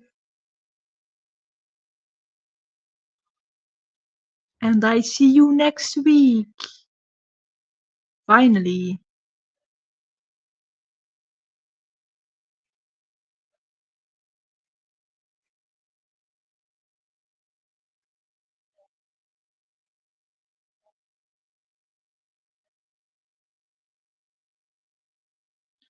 We're almost 56 and I still call her mommy sometimes, especially if I'm not feeling good. Right? JP! Hi! Yeah, I'm trying. I'm trying.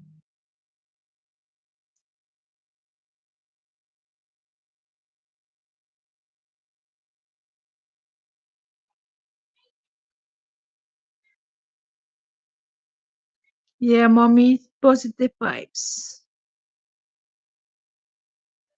Love you.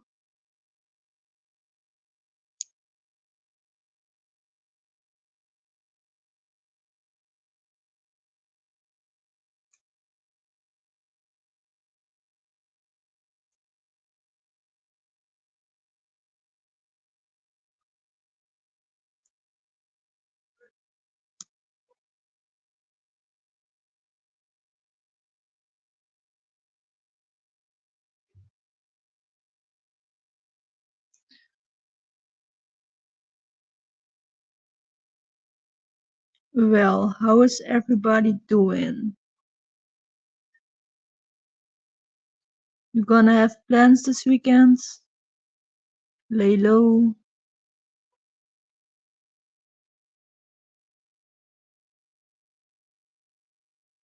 Thanks, Mickey. I'm trying. I'm eating a Snickers bar. Delicious stuff.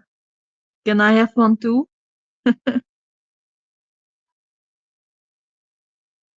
You all know I had to be watching for this long.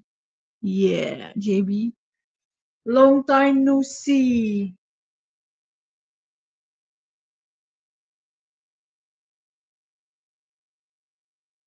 How are you doing, ma'am?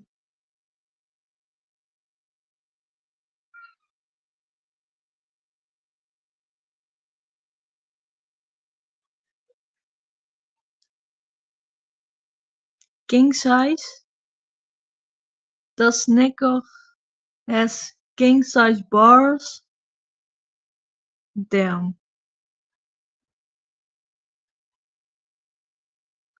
Running errands and direct painting for me. Oh, that's nice.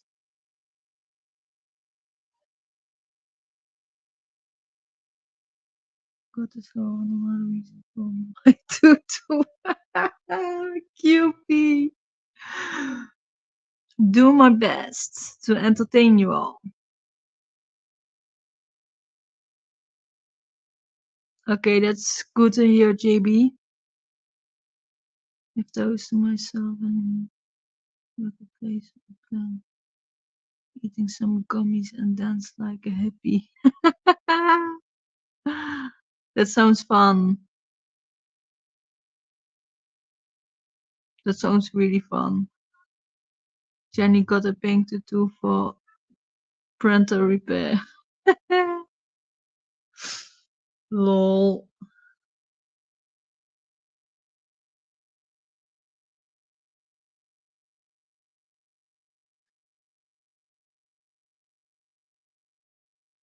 Yeah, I have no plans this weekend either.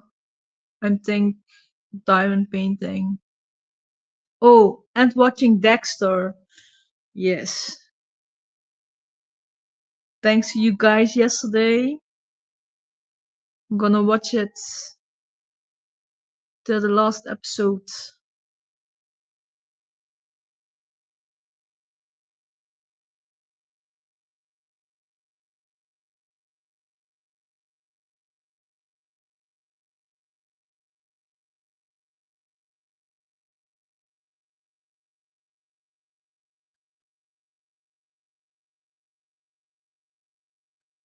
Oh, you hated it?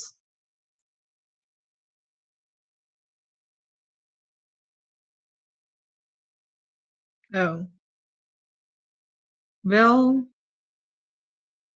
I'm still gonna watch all of it.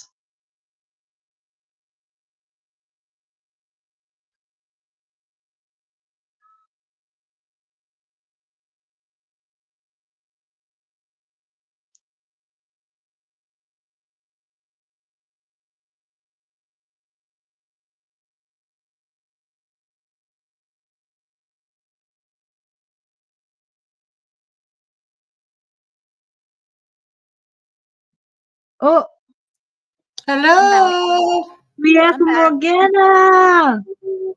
I'm Hey, here. Morgana. Sorry, Hey. Hi.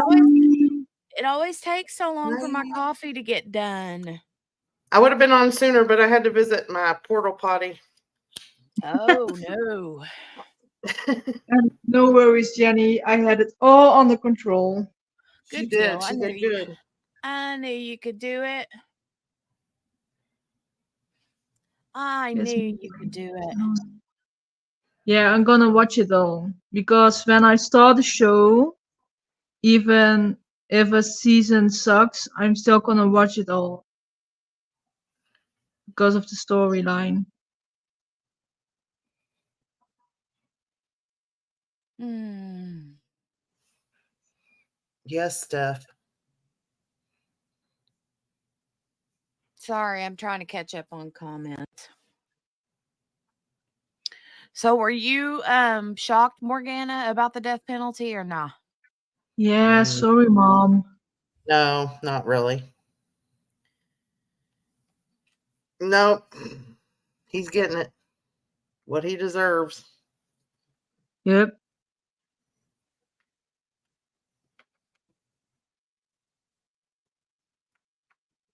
Did it come up okay?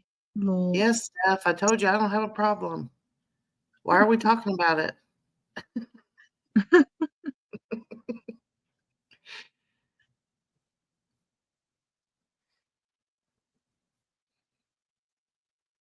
Yeah, he's gonna burn.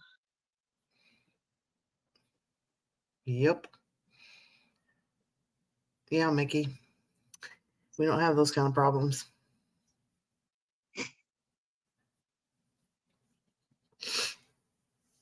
Oh, Henny.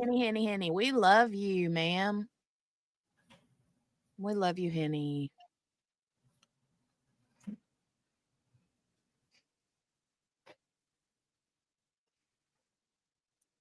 So Oh, look, that's the JB's in the chat. reason. Yeah.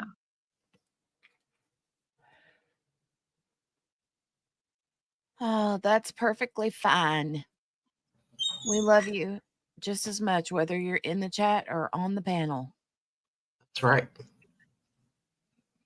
I would call my mom most of the time, but I would every once in a while call her mommy. Now, my brother, who is like older than he's the oldest of the siblings, Mm-hmm. and he always called mom mommy. That's cute. Mm-hmm.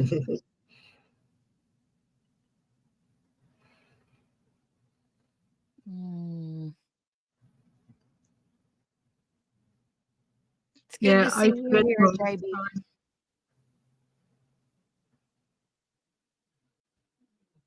Sorry, I didn't mean to interrupt you, Lauren. I was just telling JB it was good to see her here. Oh, no worries. But I was saying that I switch most of the time in mom or mommy. Mom, mommy, Mom, mama, mom, mama, mommy, mommy. mama. Mom, mommy, Mom, mama. mom, mom. Yeah, that's Jolie right there. Ma. My,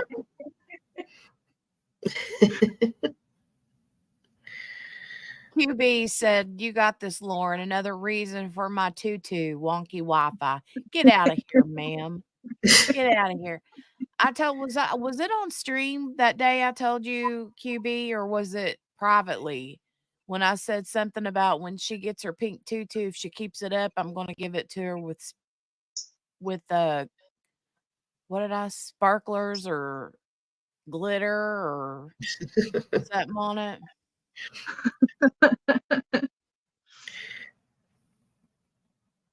where is QB? QB, where? Get up here, ma'am.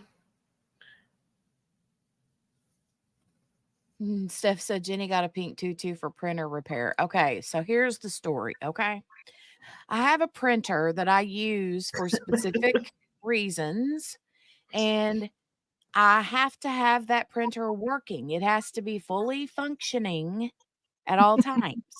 Mm-hmm. And just so happened, you guys, just a heads up, printers do not like, want, or need cough drops. Mm-hmm. Just so you know. Yeah. But my printer started acting wonky where it was eating the paper. It was like it kept getting a paper jam, paper jam, paper jam. And I was like, what in the world is going on? And so finally, me and Dale have this thing yanked out in the middle of the room, looking in it with a flashlight. And finally, he's like, what is that? And I'm like, what is what? And he's like, this looks like it does not belong here.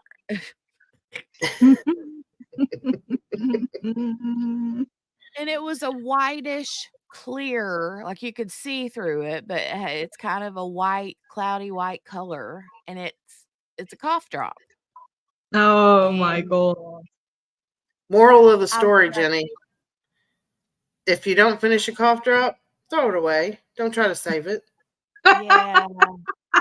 No, So I Steph, think she was out of it, so she thought, hey, maybe I put it in the printer and I get some more. oh, right. Print her some more. That's a good idea. That would be really No, good in Shiraz. theory. Mhm. Shiraz, it wasn't the child. It was Jenny, Yeah, it was totally me. It was totally me. the So big here's child. what had happened. Here's what had happened. Okay. I What had had this happened was, what had happened was I had this cough drop, and I got to a point where I was like, okay, I don't need it, but I don't want to, like, I'm done coughing now. I don't need it anymore. And I didn't want to throw it away. So I stuck it on a little piece of like paper on the shelf here above where my printer sits. Well, apparently apparently. it got knocked off the shelf and landed in the printer unbeknownst to me. Mm-hmm. And that's how it got logged and lodged in there. And when Dale tried to pull it out of there, it broke into a bajillion pieces, like shattered like glass. And now it's saying that the printer door will not, or the printer door is open, and it's not open. We've cleaned it. I've shook it. I've smacked it. I've thrown it around and kicked it, and it still is not working. Oh, And because it's a very needed item in my office that I use every single day for the most part, we'll have to go get another one today. the good thing is, though, it has quit coughing. So, Yes, Steph, indeed. I think she was out of it, and that's why she put it in the printer and thought, hey, maybe I get some more yeah. this way.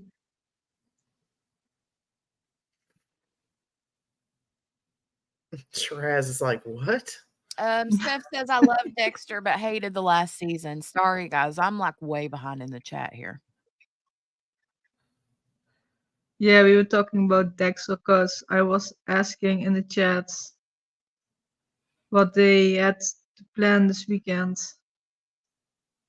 So I said I'm gonna do some diamond painting and watch Dexter.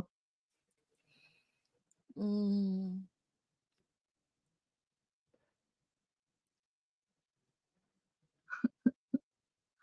Oversized wax melt. the Family Guy sound clip has been my daughter's ringtone on my phone for maybe a decade now. Oh my God, that sounds about right. I think I see their mouse moving, you guys. I see their mouse moving. Thank you. Please be seated. Ooh. Here we are. Here we Dexter. are. Here we are.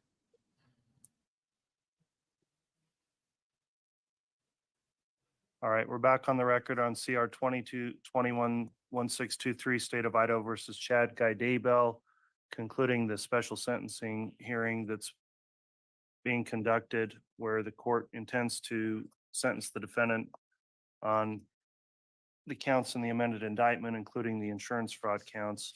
Is the state ready to proceed? Yes, Your Honor. Is the defense ready to proceed? Yes, Your Honor. Thank you. Very well, Mr. Bailiff, if you'd please have the jurors brought in. Yes, Your Honor.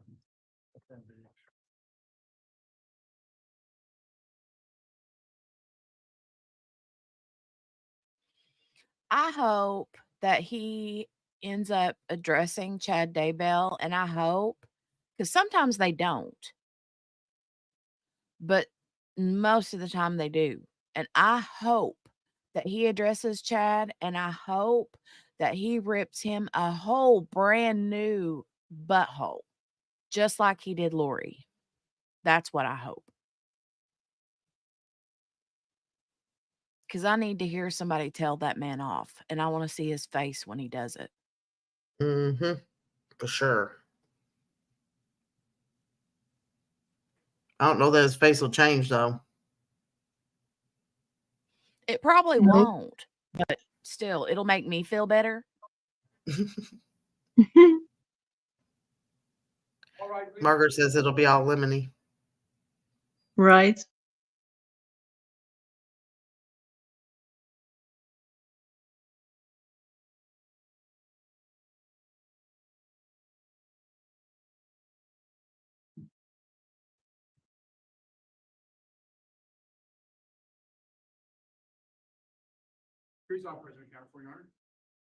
Thank you. Please be seated.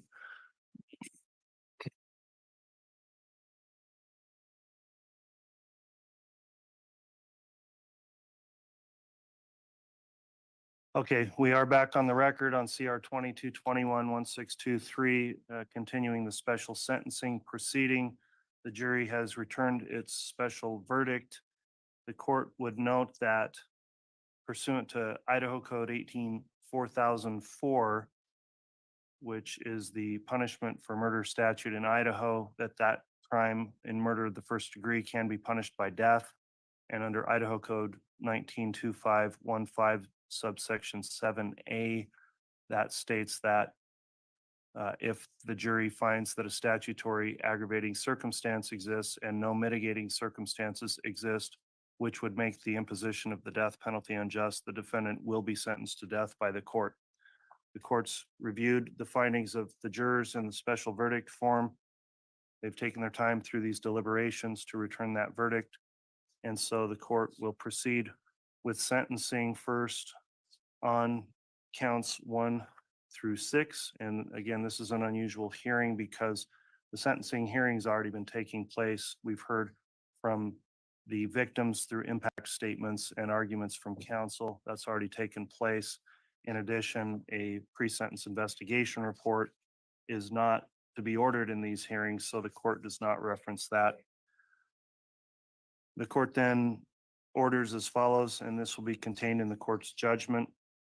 At the conclusion of the case, as to count 1, the conspiracy to commit first-degree murder and grand theft by deception for the murder of Tylee Ryan upon the jury's finding of guilty and return of the special verdict form. The jury finding beyond a reasonable doubt and having returned the special verdict that the aggravating circumstances when weighed against the mitigating circumstances do not make the imposition of the death penalty unjust. The court therefore, on count 1, The defendant is sentenced to death.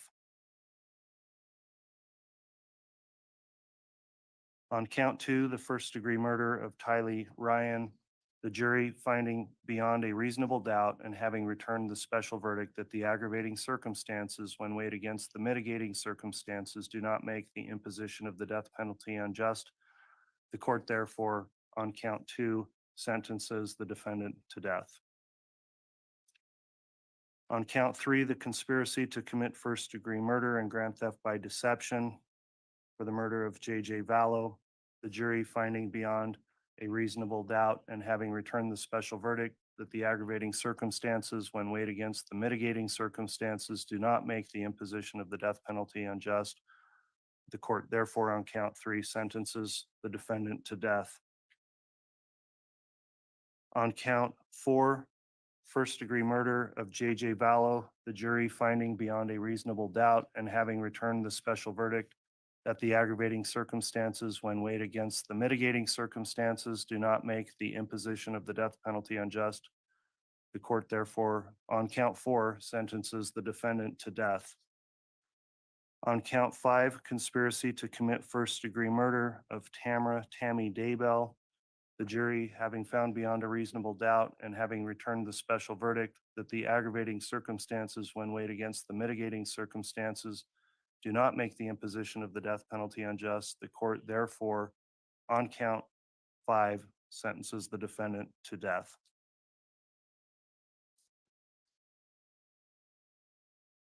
On count 6, the first-degree murder charge, the murder of Tammy Daybell, the jury having found beyond a reasonable doubt and returned the special verdict that the aggravating circumstances, when weighed against the mitigating circumstances, do not make the imposition of the death penalty unjust. The court therefore, on count 6, sentences the defendant to death. The court's next going to take up counts 7 and 9 on the insurance fraud counts. Before I do that, from the state, are there any questions regarding the court's judgment as it relates to counts 1 through 6? No, Your Honor. Thank you. Questions from the defense? No, Your Honor, thank you. All right, moving on to insurance fraud, then the court will note that I am required to go through a sentencing proceeding on this. These are separate counts that have not been determined in the special verdict form by the jurors. Some brief procedural history. Mr. Daybell was charged by amended indictment with counts 7 and 9 insurance fraud under Idaho Code 41293, which is a felony. Mr. Daybell pled not guilty to those counts on June 9th, 2021. Thereafter, this trial was held, and as part of the findings of the jury in their verdict, they did find the defendant guilty of both of those counts. The court has considered, in lieu of a pre-sentence investigation report, the information that I've heard throughout this trial. I also heard information regarding these charges in the previous trial held last year against co-defendant Lori Vallow. I've also heard information received during the special sentencing proceeding relating to those counts as well, and have considered that information in lieu of a pre-sentence investigation report. And I'll also note the defendant waived the pre-sentence investigation report and is permitted to do that, and the court can allow that under Criminal Rule 32A. At this time then, before I move forward with the sentencing on counts 7 and 9, I will inquire of the state, is the state wishing to make any sentencing recommendation as it relates to count 7 or 9? And Your Honor, just for clarification, were the insurance frauds count 8 and 9? As listed in the amended indictment, they are listed as counts 7 and count 9. Thank you. Co-counsel just clarified for me on that. Your Honor, the state is prepared to make a statement. First, I would indicate for the record that in relation to the sentencing hearing, the sentencing portion handled yesterday, the state did make our best attempts to reach out to all statutory victims to allow them the opportunity to be heard by the court. And those that the court heard from yesterday were the ones that had wished to make impact statements. while not directly related to the insurance fraud, I did just want to make a clear record of that. In relation to the insurance fraud charges, in light of the sentence that has been imposed by this court and by the recommendation of the jury in relation to the other charges, the state would indicate we think that the victim statements covered everything the state could say.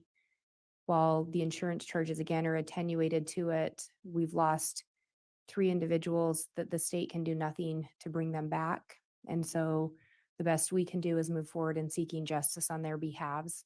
In relation to the insurance counts themselves, given the sentences, we would recommend this court impose jail time and have that, or prison time, impose a sentence and run it concurrent with the imposition of the other sentence by this court. I believe they carry up to 15 years in prison. We'd recommend they run concurrent with each other and with the imposition of death in this case.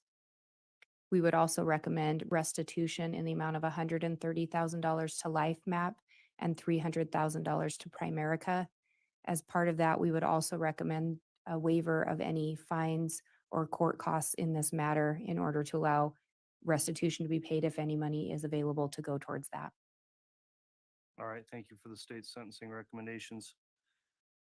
Mr. Pryor, does the defense wish to make sentencing recommendations as to, I'll do them collectively, counts 7 and 9, the insurance fraud counts? No, Judge, there's nothing further. Thank you, Your Honor.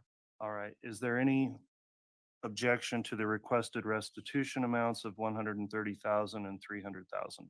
Judge, we may need to set that out at this point, but I'll let the court know if that changes.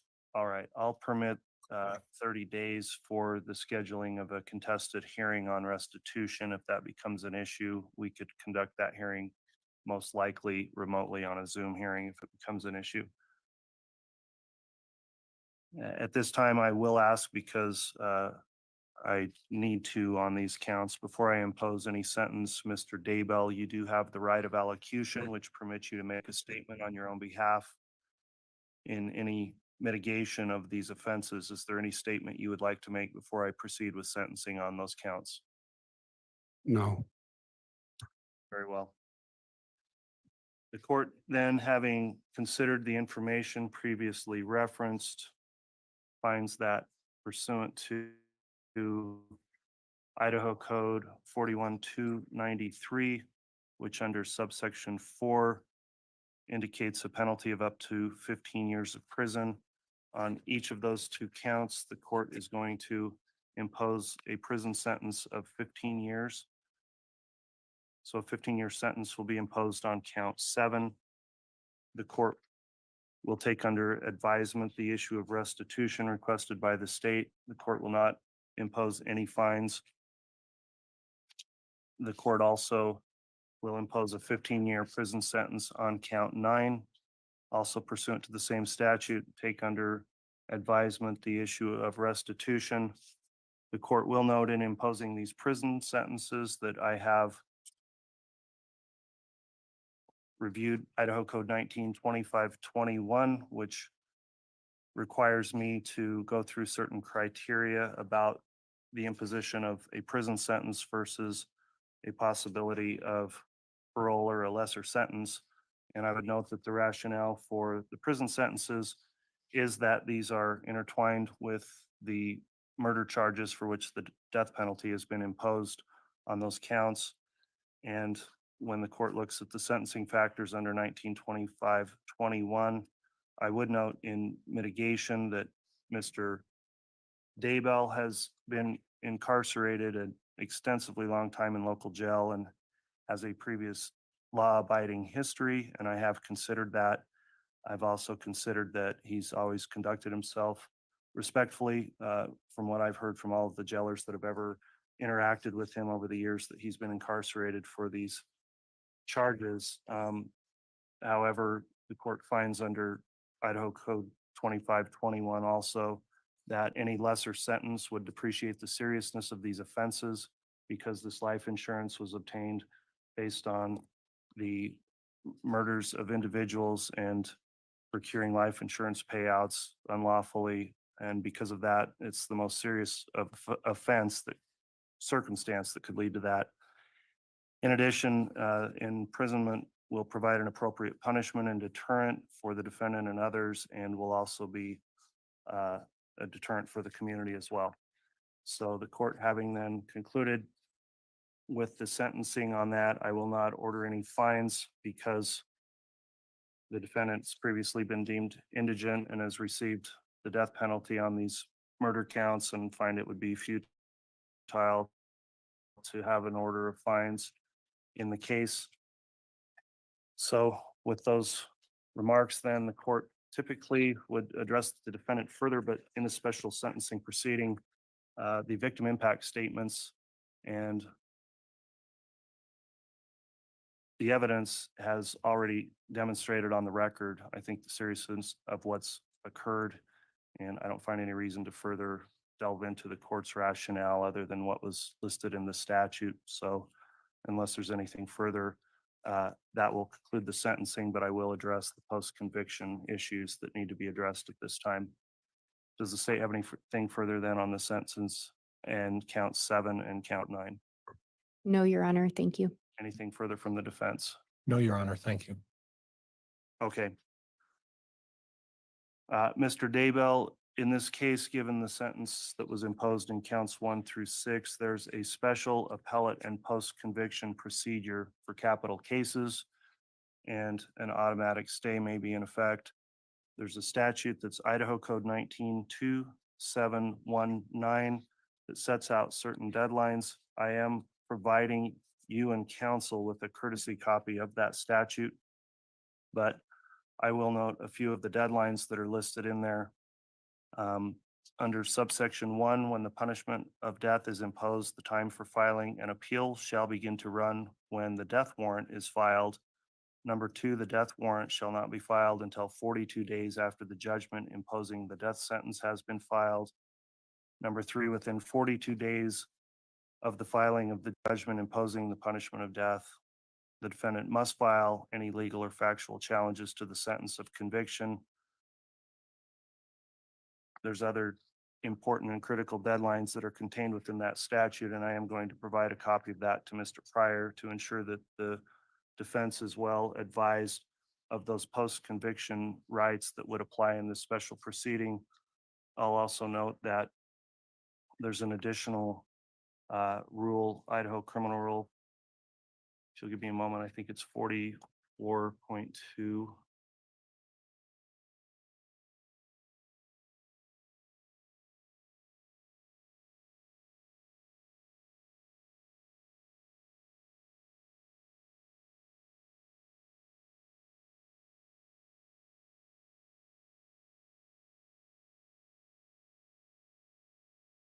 Criminal Rule 44.2, and that's the mandatory appointment of counsel for post-conviction review after imposition of the death penalty.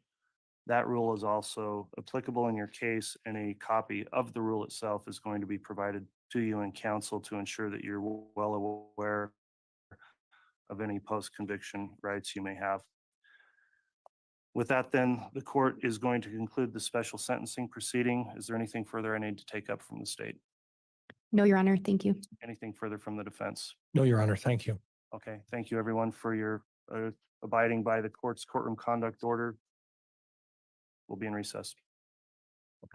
All right. Thank you all.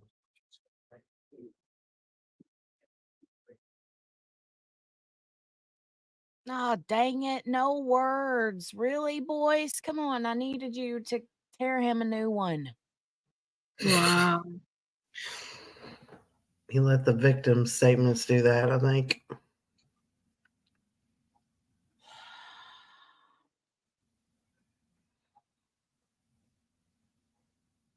Mm.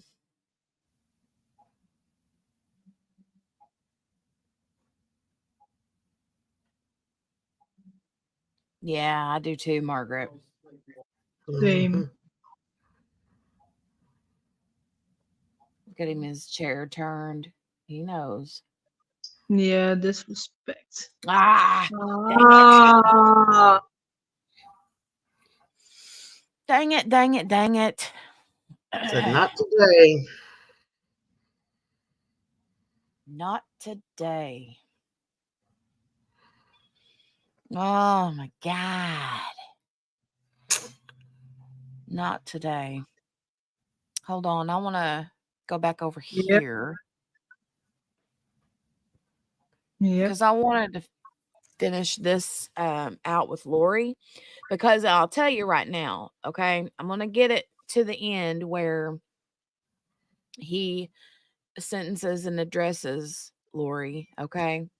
Mm-hmm. So what he says to Lori will give you life, especially since we missed words that he could have, should have said to Chad. Yeah. But yeah. Mm-hmm. Yeah, I know, right? I hated that they just like, boom. Not today. JB says, I think Pryor said I'm putting the house up for sale. Right?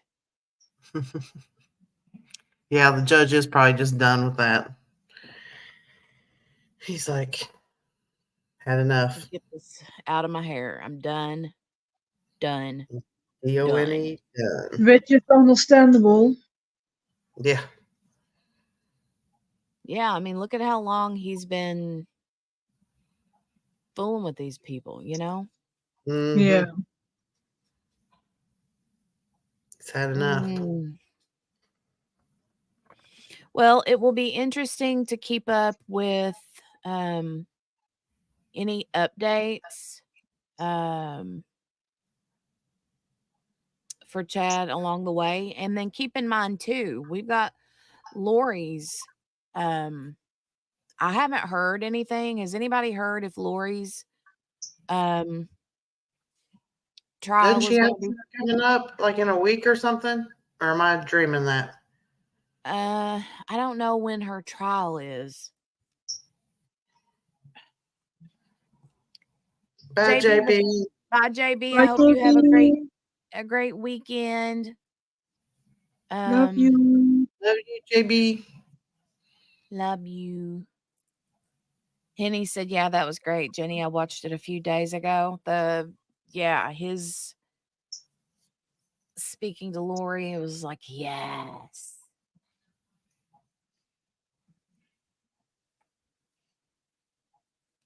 Mm.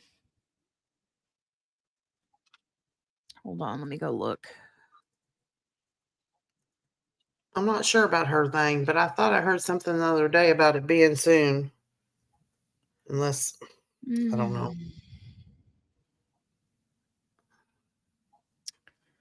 Let me go look.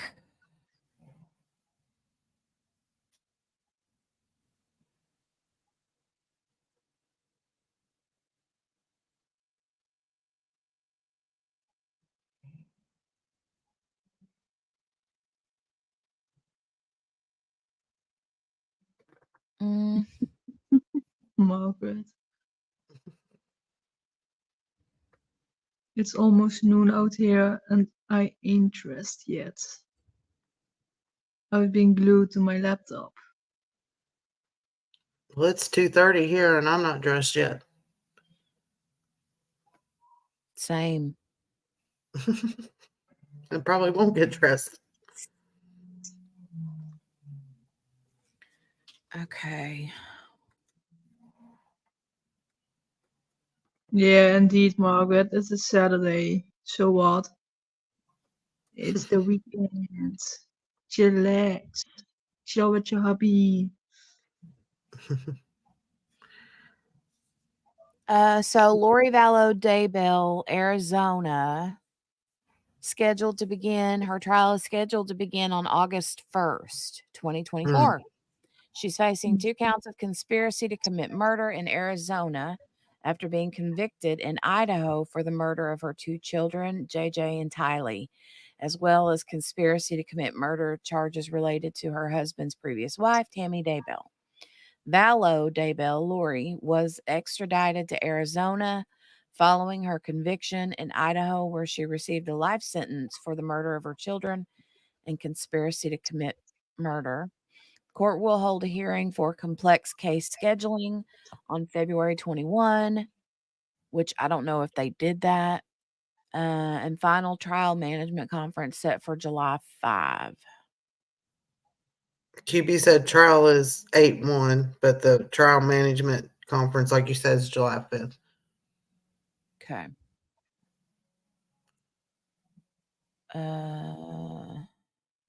Bye, Shiraz. See you. See you. See you. See Bye, you. Chris. Have a nice weekend. So yeah, the conspiracy charges for murder Mm-hmm. are charges are related to Charles Vallow, her husband that Alex Right. Cox shot, and then Brandon Boudreaux. So Brandon Boudreaux is her niece's husband, the one that was, talked about in this trial. So that's going to be happening soon. Absolutely, Shiraz. Go drop in over there on Jay's. Yeah. It was good to see you and hang out with you, friend. Friend. So we'll have to keep an eye out on Lori Vallow and see what goes on with her. I don't know though. I don't know. It depends on what else is going on at the time. Right. Ugh. Yeah, you never know. Yeah, I don't want to commit to anything that far out, especially to her, considering we've already been through 2 trials with them now. Yeah. Because you're going to get a lot of the same stuff, probably. Yeah. Yep.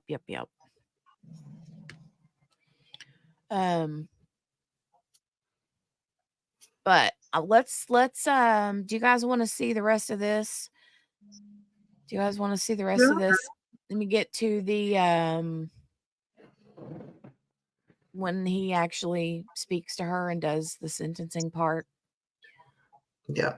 We'll watch it and then we will chat for a few minutes, and then I'm going to jump and spend the rest of the Saturday with the fam doing the fam things. So yeah. Sounds good. Let's see. All right, let's go. Forgetting about Lori Daybell is not the way that we're going to heal. Remembering JJ, remembering Tylee, remembering Tammy, and allowing Lori to be the best to do. Thank you, Your Honor. All right, thank you for the recommendations, Mr. Thomas. All right, Ms. Vallow, before I impose sentence, if you choose, you may address the court. This is known as the right of allocution, which permits you to make a statement on your own behalf or present any information in mitigation of the punishment for the crimes you've committed. And let me inquire at this time, do you wish to address this court? All right, very well, you may make your statement.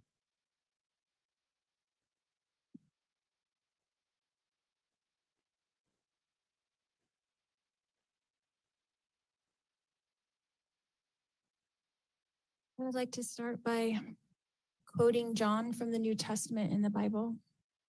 In John chapter 8, verse 7, Jesus says, "He that is without sin among you, let him first cast a stone at her." Then in verse 15, Jesus says, "Ye judge after the flesh, I judge no man.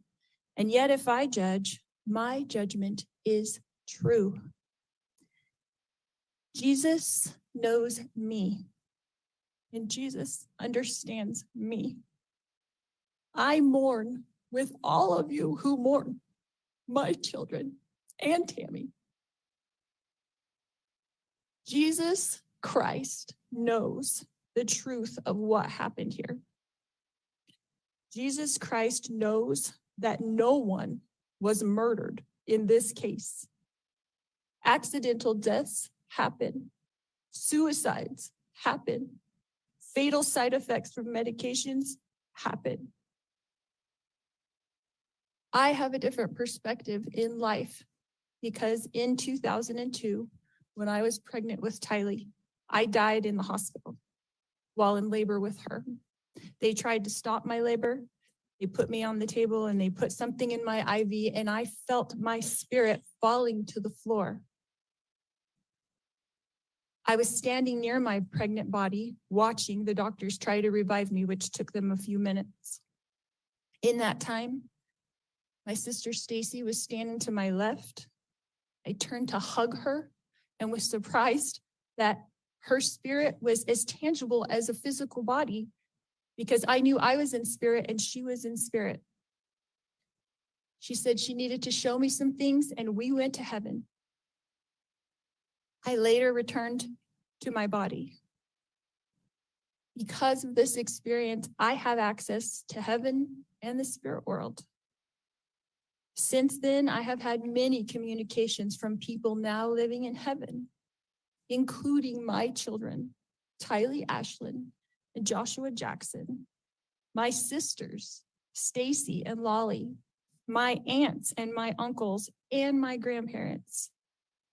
I have had many communications with Jesus Christ, the Savior of this world, and our heavenly parents.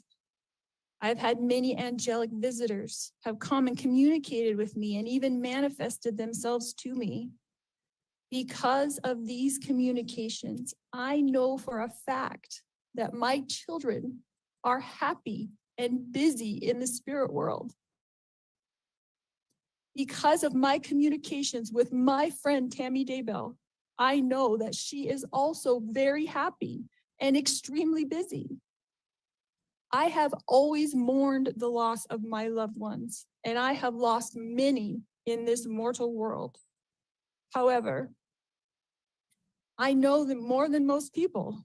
I know where they are now and what they're doing.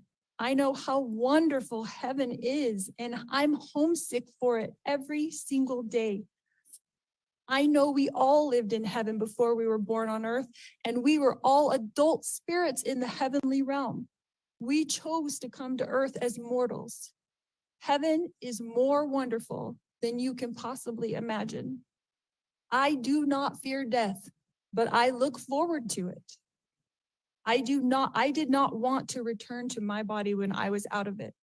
Even though my son Colby, who I adored more than anything, was only 6 years old at the time, and I was about to give birth to this new baby girl that I wanted so badly. I was a young mother, and you would think I wouldn't want to leave my children, but as I stood in heaven, I did not want to go back. I thought they would be fine without me because I was peaceful and I was happy and I was home. But then I was told by Jesus that I needed to go back and complete things that I had covenanted or promised to do before I was born. This caused me a lot of distress because I knew heaven was my real home, and I only wanted to be there. I was free from pain, emotional and physical. But then I was shown how I would help my children and others in the future. So ultimately, I did agree to go back to my body.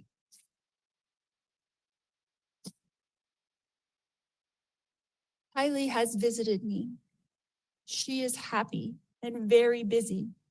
Tylee is free now from all the pains of her life. Tylee suffered horrible physical pain her whole life. I sat with Tylee in the hospital year after year after year while she screamed in pain when the morphine wasn't even enough to take away the pain of her pancreatitis. I sat there while she cried and I held back her hair while she threw up. And I am the only person on this earth who knows how much Tylee suffered in her life. She had pain every single day. She never felt good. Her body did not work right. And I don't know if that was from complications from me dying while she was being born or something else, but she had a very difficult life. She was sexually abused by her own biological father since she was 3 years old, and she was forced by family court to go visit him for 10 years against her will. I fought for her in court. I protected her. I tried to protect her with my whole life. I tried to protect her. I worried about her every single day. Tylee had to get her GED because she couldn't go to school every day because she never felt good. She felt sick. Nobody knows this because Tylee, like myself, tries to put on a good front, tries to be a happy person, tries to have hope in life, tries to know that she's here for a purpose and that she has an eternal purpose to be on this earth. But I never stopped worrying about her. One of the times that Tylee came to me as a spirit after she died, she commanded me and she said to me, "Stop worrying, Mom. We are fine." She knows how I worry and how I miss her. The first time JJ visited me after he passed away, he put his arm around me and he said to me, "You didn't do anything wrong, Mom. I love you.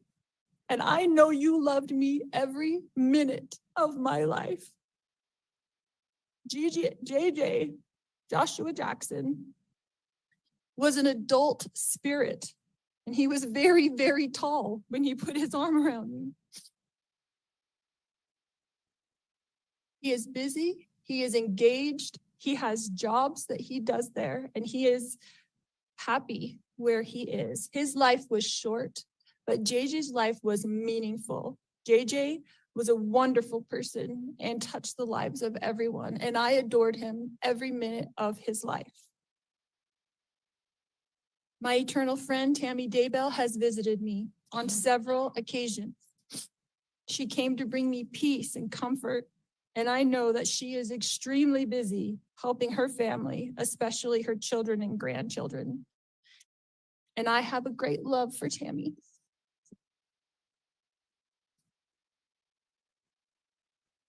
My beautiful children, Tylee Ashlyn and Joshua Jackson, rest safely this day in the arms of Jesus.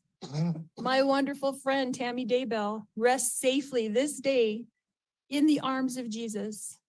And I look forward to the day when we are all reunited and I too will rest with them in the arms of my Jesus. All right, Ms. Vallow, thank you for your comments to the court.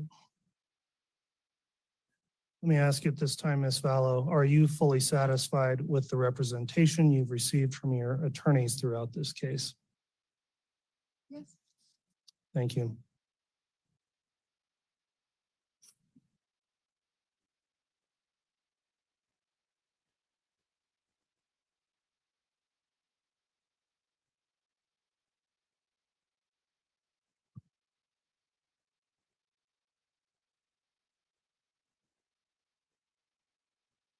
All right, the court will conclude then with my own review of the matter and then pronounce sentence.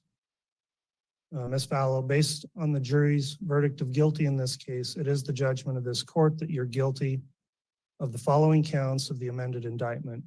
Count 1, conspiracy to commit first-degree murder of Tylee Ryan and grand theft by deception. Count 2, first-degree murder of Tylee Ryan. Count 3, conspiracy to commit first-degree murder of Joshua Jackson Vallow and grand theft by deception. Count 4, first-degree murder of Joshua Jackson Vallow. Count 5, conspiracy to commit first-degree murder of Tammy Daybell. And count 7, grand theft. We carefully reviewed the record of this case, beginning with your prior criminal history. Very notably, you're 50 years old. These are the first criminal convictions you've ever had. I will note, however, in addition to these convictions, you have 2 additional conspiracy to commit first-degree murder cases pending in Arizona. And it's somewhat incredible in this case that seeing you've gone from no criminal history in your life to now having been convicted of 2 counts of first-degree murder, 3 counts of conspiracy to commit first-degree murder, and you continue to face more additional counts of conspiracy to commit first-degree murder in another state. I've looked at the recommendations in the pre-sentence investigation report. It ultimately recommends a prison sentence stating, quote, incarceration under the custody of the Idaho Board of Correction. Normally, the court would have some additional information to rely on in fashioning its sentence, including the benefit of recommendations based on a gain evaluation, substance abuse report, mental health review, and other reports. However, you elected not to cooperate with the pre-sentence investigation. As I would note on page 23 of the pre-sentence investigation report, it states, quote, Lori Vallow Daybell intends to remain silent during the pre-sentence investigation process. She has the packet, but does not intend to answer any questions of evaluators or investigators. Quote, no attempts were made to complete the court-ordered screenings due to her refusal. I'm advising you that that was your choice to not cooperate in the pre-sentence investigation, but it left me without some additional information that potentially could have been mitigating in your case. And as I proceed with the sentencing, I'll note those deficiencies in the information I normally would have in a pre-sentence investigation report. As has been mentioned by both sides here, the court has to consider certain sentencing objectives when I sentence somebody, and these are set out in cases including State versus Hill, which is a Court of Appeals case 103 Idaho 565, and it's been adopted by our Supreme Court as well. And I have to consider for main objectives, number one, the protection of society, which is the primary objective.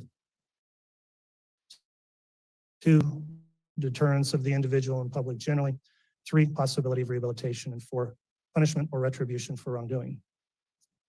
That case states, moreover, it's clear as a matter of policy in Idaho, the primary consideration is the good order and protection of society.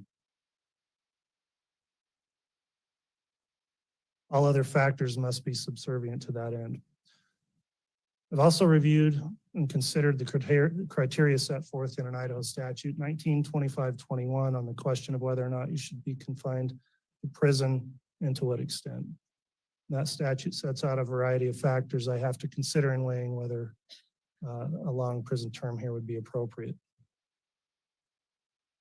Some of the attorneys cited already to some of the provisions of that statute. And again, it talks about the primary consideration of the protection of society and also talks about the impact on the victim, the possibility of risk reduction through rehabilitation and deterrence are also to be considered.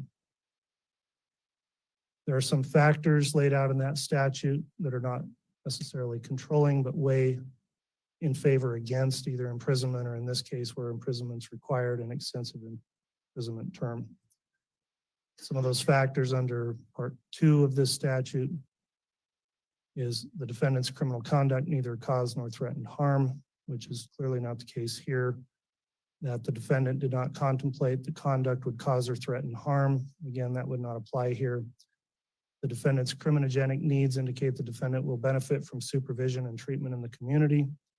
That's unavailable as community treatment can't occur with a minimum prison sentence required here. Another factor, were there substantial grounds tending to excuse or justify the defendant's criminal conduct, though failing to establish a defense. I don't find those apply given the facts of this case. Other factors, the victim of the defendant's criminal conduct induced or facilitated the commission of the crime. That did not occur here. Another part talks about compensation, which I don't find would be appropriate here other than on the grand theft charge. Part G, the defendant has no history of prior delinquency or criminal activity or has led a law-abiding life for a substantial period of time before the commission of the present crime. That is the single most mitigating factor I see in this case. Again, it's unbelievable that at your age, you have no prior criminal history and now you sit here convicted of the most serious of charges. I also have to consider whether the criminal conduct was the result of circumstances unlikely to recur. Based on the evidence in this case, and in particular, considering the statement you just made to the court, I find it weighs against me finding in mitigation for that factor. And then finally, the character and attitudes of the defendant indicate the commission of another crime is unlikely or the defendant demonstrates amenability to treatment. So those are the mitigating factors. Then in aggravation, we have more factors to consider. Is there an undue risk that during the period of a suspended sentence or probation, the defendant would commit another crime harmful to another person? Would a lesser sentence depreciate the seriousness of the defendant's crime? Will imprisonment provide appropriate punishment and deterrent to the defendant? Will imprisonment provide an appropriate deterrent for other persons in the community? And a factor that would not apply here is the defendant a multiple offender or professional criminal. I don't have an LSI score, which is one value I can look at to help determine whether or not you'd be likely to reoffend. I don't have that because you wouldn't cooperate with the report. So considering here that you've lived a law-abiding life and for a long time, you were obviously a good mother, sister, daughter, and friend to many people. I have to take that into account. You've served a very long time of local jail, over 1,200 days, and the report is you've been a great inmate, never caused a problem for anyone in the jail. And you should be commended for that. And that also shows that you are capable of that. I believe your counsel when they tell me you're an intelligent person. Up until all these events began to transpire, you've achieved goals in your life, you've done important things in your life. And I'd note that despite some of the comments here today, I have found that during my interactions with you throughout this long case, including your trial, you've been respectful of the court. Do we know what this beeping is that keeps going off? Sorry. All right, the court will next consider, and I think it must be considered in mitigation, that you do have mental health issues. I've dealt with those throughout the context of this case where there were commitment proceedings.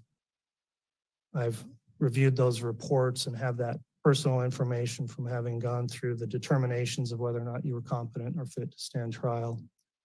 The most current diagnosis the court has is from Dr. Watson, and from February of this year states you suffer from, and I'll quote, delusional disorder, mixed type with bizarre content and hyper-religiosity, continuous and unspecified personality disorder with histrionic and narcissistic features. So obviously a very complex diagnosis that's been made here.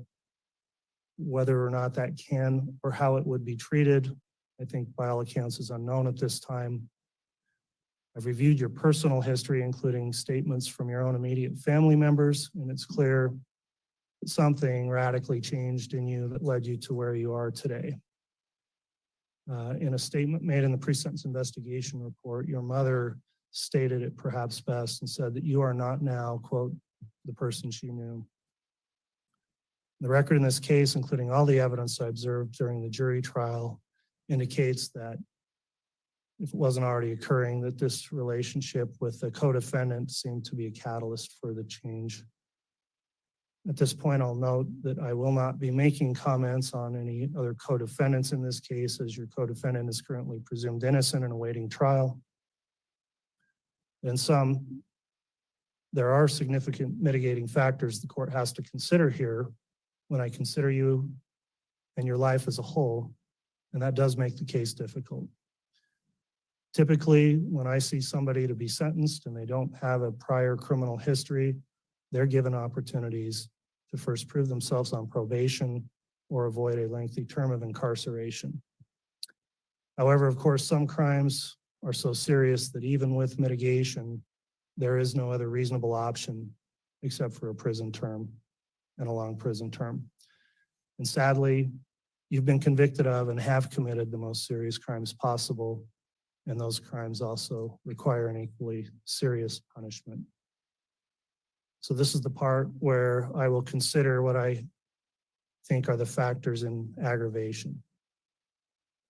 I went through those factors in the statute that I look at, and as I'll explain, I find that 5 of those factors weigh against you and in favor of a lengthy period of imprisonment. First, the case itself. I'll discuss that. There was a lot of pretrial litigation in the case. You decided to take your case to a jury trial.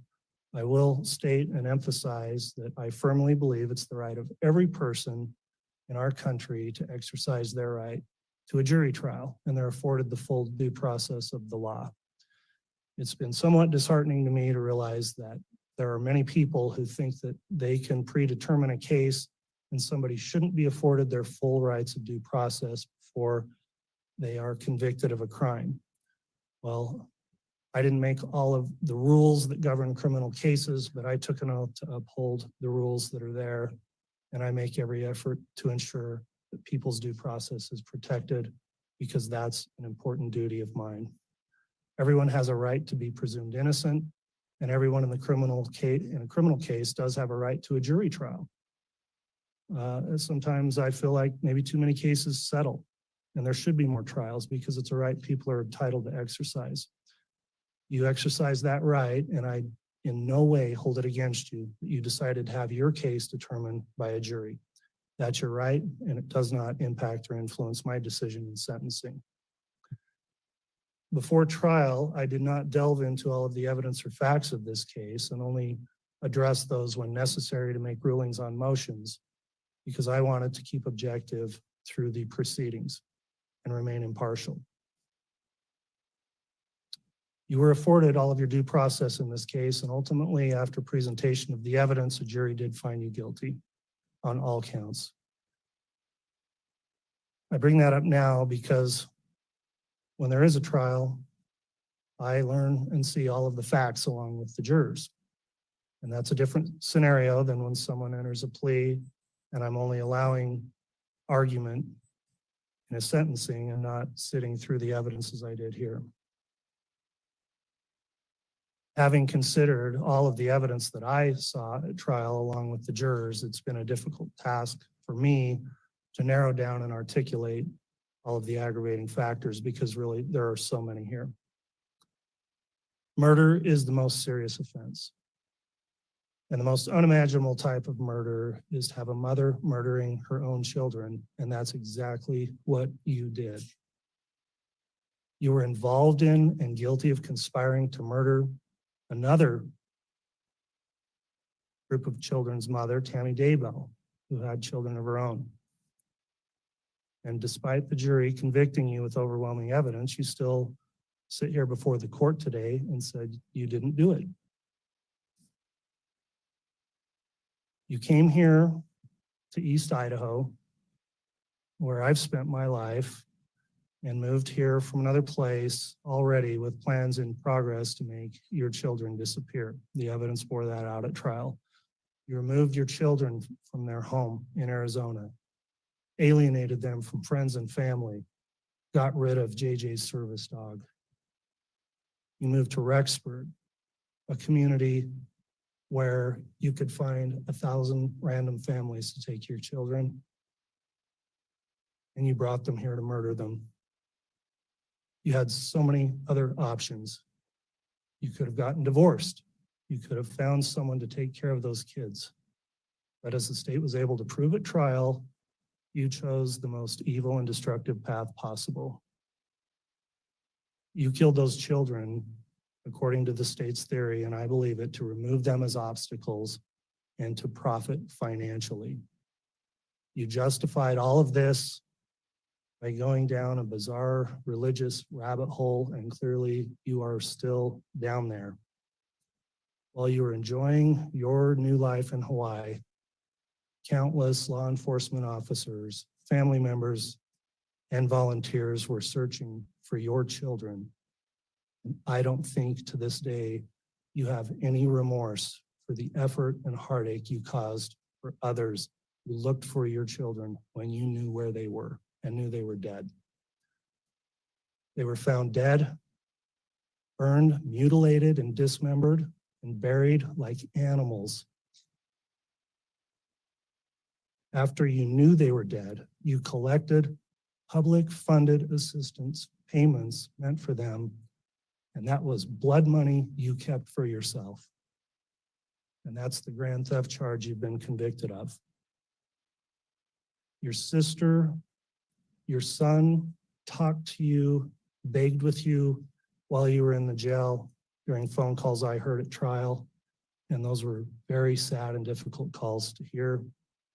And you didn't provide any assistance or comfort to them.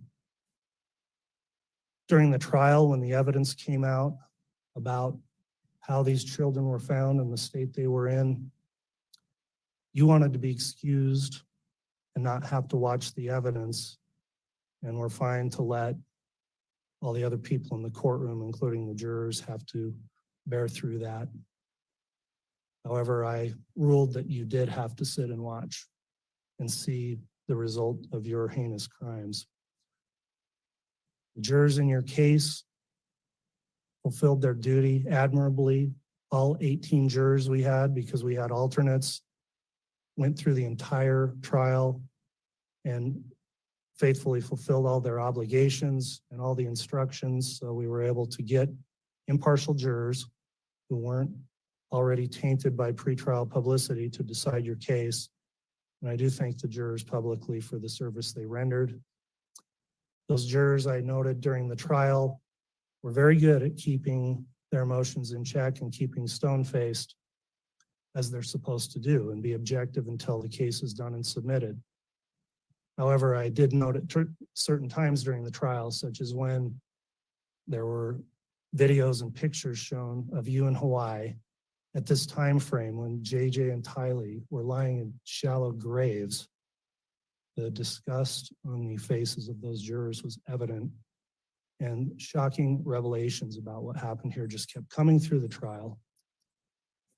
The crime scene was a horrific thing to have to review, and there's images that I will never get out of my mind, and I'm just looking at the pictures. Law enforcement officers who had to deal with the aftermath of what you did, I'm sure were traumatized. And I know it was traumatic as well for the jurors who had to sit through and see the photographs of these dead and mutilated and buried children. For those people who loved and cared about JJ and Tylee and Tammy Daybell, to have to see those photographs of them through trial, their dead and desecrated bodies, must have been devastating. Tammy Daybell was murdered as a result of your conspiracy. She was, by all accounts, a healthy, happy mother and wife through a lot of her life. And you were out shopping for wedding rings to marry her husband while she was still alive. You were planning a wedding to her husband while she was still alive.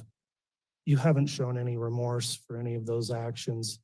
And she ended up being murdered, buried, had to be disinterred later so an autopsy could be performed in order to prove the evidence of what you had done.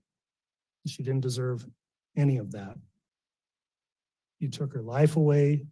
You destroyed that family, fractured it to the point where, in the information I've had through the PSI, there are relationships that will probably never be mended that have rippled as a result of what's happened. JJ and Tylee, of course, 7 years old, 16 years old, were separate people whose lives were cut way too short because of you. Never got to grow up and be adults. The family and friends who have provided their impact statements, of course, have stated it better than I could about who they were. And it is a loss for everyone that you took them away from this world. And it is the most shocking thing, really, I can imagine, is that a mother killed her own children and you simply have no remorse for it. Even sitting here today, there's no remorse for what you did. After all of this evidence through trial, you haven't shown any remorse. You haven't said you're sorry. You haven't done anything to seek leniency from this court.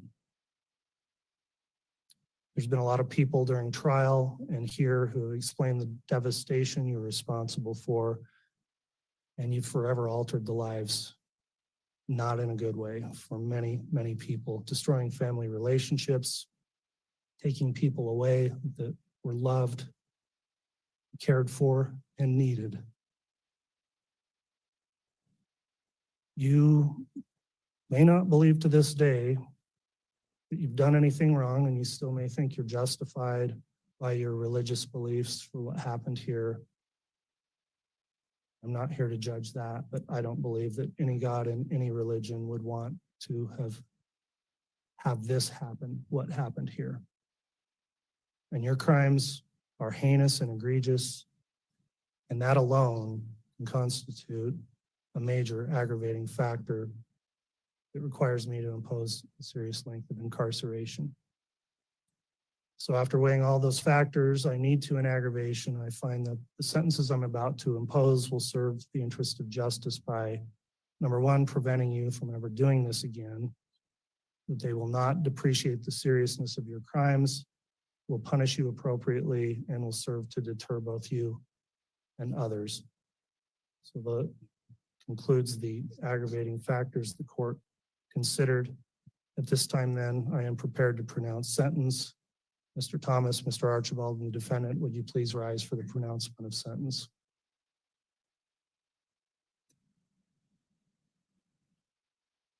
Based on all the relevant circumstances, including the evidence and recommendations presented in court today, it's the judgment of this court. Ms. Vallow, you'll be sentenced as follows. I'll first note I'm going to take up the counts out of order as I want to address the substantive murder sentences first. So on count 2, the charge you were convicted of, the first-degree murder of Tylee Ryan, you are sentenced to the custody of the State Board of Corrections to serve the maximum allowed sentence of fixed determinate term of life imprisonment with no possibility of parole. On count 4, the charge of the first-degree murder of Joshua Jackson Vallow, you are sentenced to the custody of the State Board of Corrections to serve the maximum allowed sentence, a fixed determinate life imprisonment sentence with no possibility of parole. I'll next address the 3 conspiracy counts you've been convicted of. And note under Idaho Code 18-1701, the punishment for those crimes is the same as the underlying offenses you combined to commit. One of the offenses you combined to commit was first-degree murder, so those may be punishable also by imprisonment for life.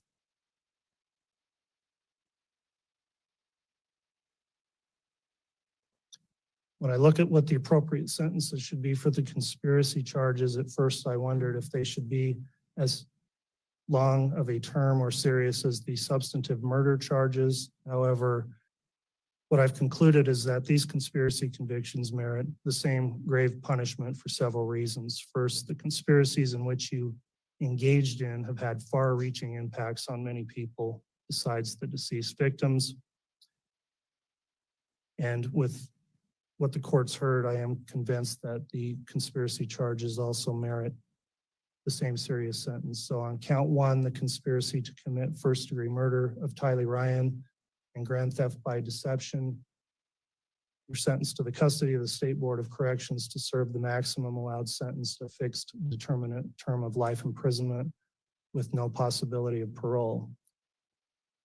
On count 3, the conspiracy to commit first-degree murder of Joshua Jackson Vallow and grand theft by deception, you're sentenced to the custody of the State Board of Corrections to serve the maximum allowed sentence, a fixed determinate term of life imprisonment with no possibility of parole. And on count 5, the conspiracy to commit the first-degree murder of Tammy Daybell, you're sentenced to the custody of the State Board of Corrections to serve the maximum allowed sentence, a fixed determinate term of life imprisonment with no possibility of parole. Finally, the court will address count 7, which is the charge of grand theft. On that charge, court is going to sentence you to a fixed determinate term of 5 years of prison, followed by an indeterminate term of 5 years of prison for a total 10-year term of imprisonment on the grand theft. Court will next consider whether sentences should be imposed consecutively or concurrently. I generally don't, I'm a pragmatic person and I've struggled with the point of a consecutive sentence when in Idaho, a life sentence is just that, a life sentence without parole. And I've thought it through.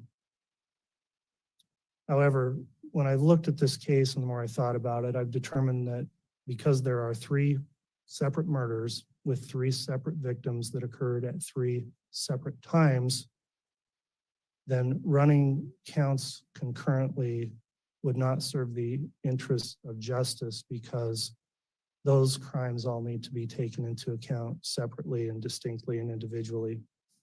And you need to be held accountable separately for each of the 3 murders. So on those counts, the court will run consecutively the count 2 murder of Tylee Ryan, consecutive to count 4, the murder of Joshua Jackson Vallow, and count 5 will run consecutive to count 2 and 4, the conspiracy to commit first-degree murder of Tammy Daybell.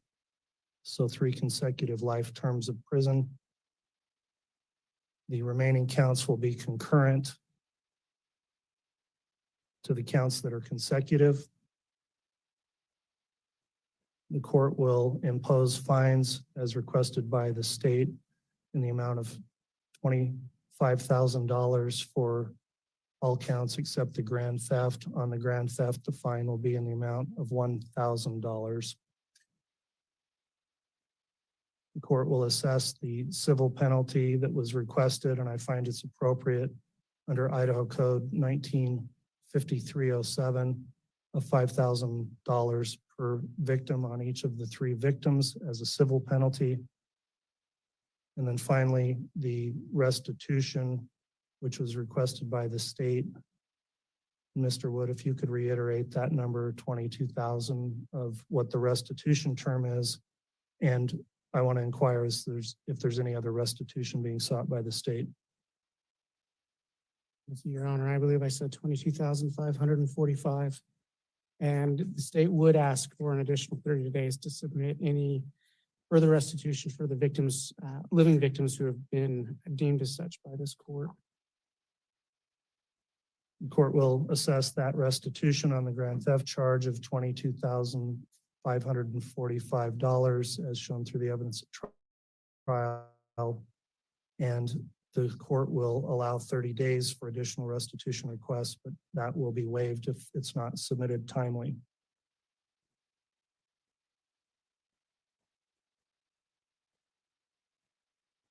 That'll conclude the court's sentencing on the charges. Mr. Thomas, do you have any questions on the sentence? No, Your Honor, thank you. All right, Mr. Wood, do you have any questions? No, thank you. All right, counsel, before we conclude, and Ms. Vallow, importantly, I need to advise you of the rights you have now. You do have the right to appeal to the Idaho Supreme Court from this judgment of conviction, and you have a right to be represented by an attorney if you appeal. You're also advised if you can't afford an attorney, an attorney will be appointed for you at public expense, and you only have 42 days to file an appeal. You also have the right to seek relief from my judgment under Idaho Criminal Rule 35. You have 120 days to file that motion if you believe a correction or reduction of this sentence is appropriate because it was either illegal or too harsh. And finally, you may also have rights to seek relief under the Idaho Uniform Post-Conviction Relief Act. Those actions have to be filed within 1 year from the day your right to appeal expires. Do you understand those appellate rights? All right, she acknowledged yes. The defendant will be required to submit DNA samples upon remand to the Idaho Department of Corrections. I'll ask the attorneys to please turn in any copies of the pre-sentence investigation reports or addenda so those can be kept in confidence and additional copies will be destroyed. And Ms. Vallow Daybell, you are hereby remanded to the custody of the Sheriff of Fremont County to be delivered to the proper authorities of the Idaho Department of Corrections for execution of this sentence. Thank you, ladies and gentlemen. That'll conclude our sentencing hearing.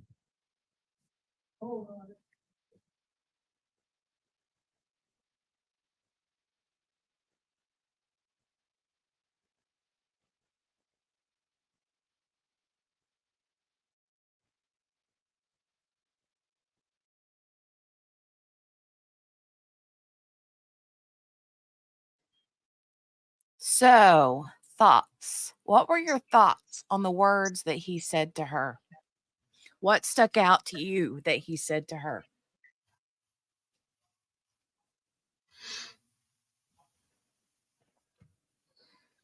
Ay, ay, ay. Anything, was there like anything that he said to her?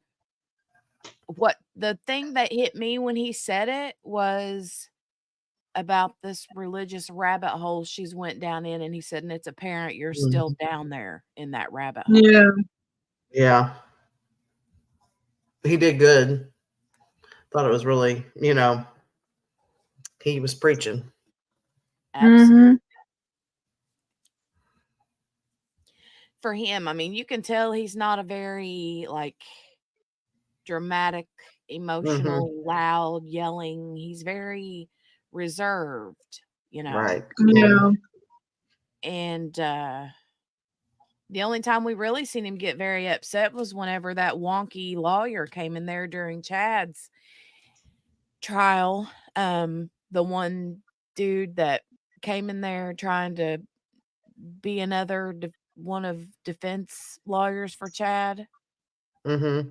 Yeah. and Judge Boyce was like, I should sanction you. I should do this. I should do that.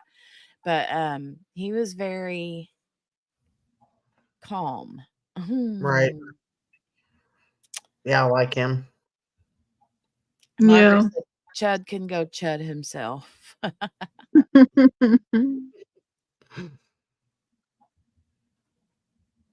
Shiraz says, I had to leave and come back, so I missed it. He won't go low enough for it to be cathartic for me because he's a decent person. I know. Yeah. I mean, it would be very cool to see him like slam his fists and get red in the face and yell, Yeah. but I She's really not. hope he did that with Chad, but no. yeah, I know. Third party intervener, something or other. That was awesome. Yeah, that was pretty cool. And he's all like, you mean to tell me you're a lawyer? Are you even a lawyer? Like, do you like you messed that whole form up? You misspelled things. You did this, you did that. It was pretty bad. Yeah, that was for sure. Cherie said she's 60 feet down into that rabbit hole, and so is Chad. 60 feet deep in that rabbit hole, and so is Chad. Yep. Yeah, That's she's exactly, that's what QB said too. Pryor probably pulled that guy in after several Jim Beam meets, then forgot he asked for help. Yep. probably. QB said the same thing. Literally the same thing. She just envisioned them sitting at a bar getting drunk together and him like, yo, I need your help. Come do this for me. I'll give you this much money. 10 And then, grand. yeah. Yep. And her statement, though, Yeah, when she said, yeah, Tammy would visit me and my friend, and I thought, girl, what the heck are you even saying? Yeah, I know. didn't even know her. Nope. Right? And then she talking about having dying, and I was like, what? Yeah. The guy She's like, forgot what he was supposed to help with. He's like, I don't know. He just told me to be here, and I'm here, and I tried to fill out this paper, but didn't know what I was doing. mhm.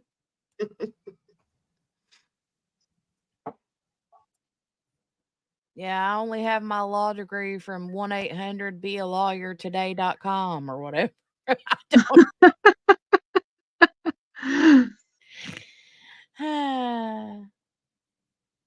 I don't know. I don't know. I don't know. It was a fecal fracas. Fracas. Fracas. Fracas.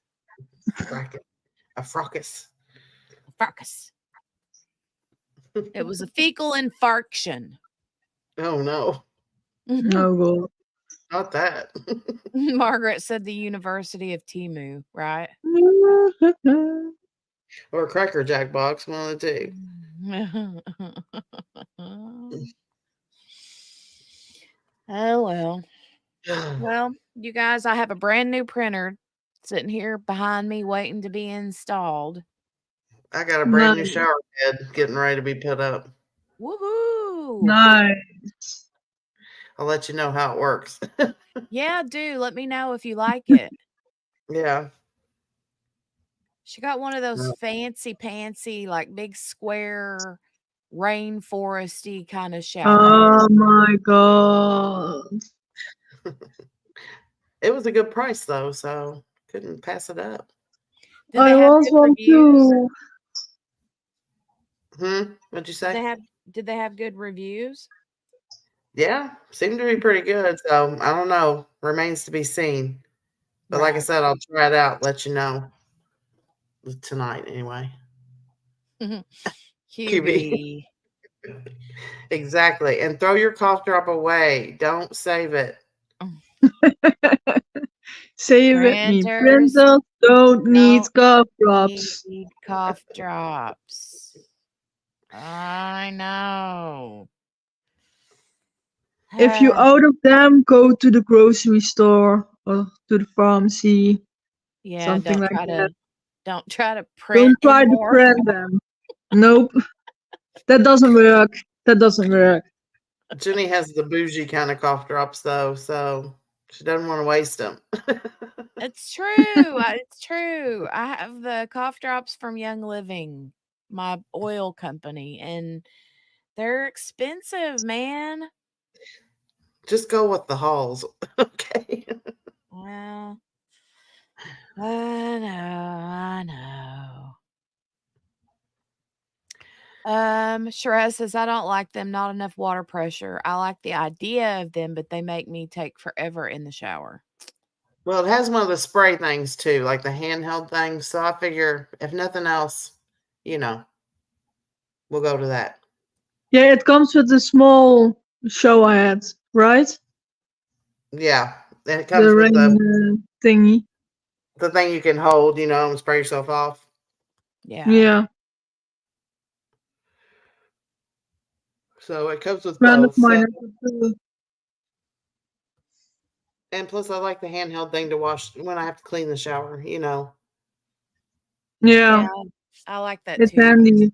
Just take it off and like hose all the, because walls my and shower has one of the like built-in, it's all tile inside of it, and then it's got this long like shelf that goes the entire length right. of the shower, and so like all the like shower bottles and shampoo, body Mm-hmm. wash, all that stuff sits on that shelf. Right. And I like to spray whenever I clean that off and get all that gunky junk out. But Yeah. Shiraz says my dog hates it. She says nooks and crannies, Yeah. The best to get the nooks and crannies sprayed off. Yeah, you gotta clean those nooks and crannies, man. Yeah. For sure. Don't want problems there. No. Oh, Henny says, what's the plan next week? So we'll be back to Karen Reed. How many days are they going next week? I can't remember. I can't remember what they said. I can't remember what she said. This week was only the one day, so next week is it still like half days on Tuesday and Thursday? I think that they said there was going to be 2 days next week that they're not going to have it, Oh, that might be right. or 2 days next week I can't remember. QB mentioned it, and Somebody tell us, guys. yeah, I can't remember now. My brain, it's been Well, I there's think schedule it's gonna, the place. sorry. No, that's fine. Go ahead, Lauren. I think it's gonna be a long, long trial. Well, the way they're going with days off and half days, and I'm like, come And on. all the sidebars. Mm-hmm. Oh, come on. You know you love the sidebar cities. Sidebar. Sidebar. Sidebar. We're gonna go have a drink at the bar in Boston. In Boston. Boston. And we're gonna drink And beer Over, over, and over, and over. in the dark part of the yard. Shiraz wrote it down somewhere. Oh, QB says Monday and Wednesday are full days. Okay. Monday and No. Wednesday are full days. Great. Tuesday and Tuesday, Friday Wednesday off. Yeah, it's gonna be long. What about And then Thursday? Thursday was, yeah, I Half remember day. she said Thursday they were gonna try to be done by noon. So Mm-hmm. Oh, me too, Shiraz. Coma City for sure. mm, He's just like, Yep. Yep. right. I like Ellen. Ellen is good. Ellen Yeah, I like Jackson. Alan too. Mm-hmm. I like He's him a lot. fun. And I like Yannetti too. He just does Yeah. get on my nerves every once in a while. Yeah, exactly. All right, you guys. Well, thank you, Lauren and Morgana, for hanging out and Thanks for staying having up me. here and Yes, thank chit you. chatting for a little bit. I'm gonna go and get my printer hooked up, and then I'm going to I don't know, go see what the family wants to do. So Mm-hmm. And it's raining here. I don't know about up there, but it's raining here. yeah, it's Ugh. looking like it's either is or going to. So Yeah.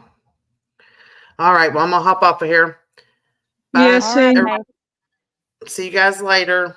Thanks, Morgana. Thank you, See Lauren. you I love Monday. you, gals. Love Bye-bye. you. Have a good rest of your weekend. Me You too. too. Bye, guys.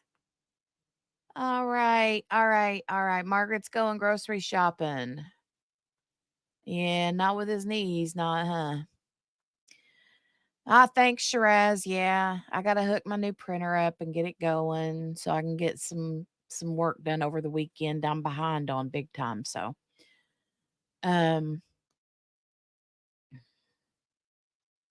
just live now news conference about Chad's sentencing.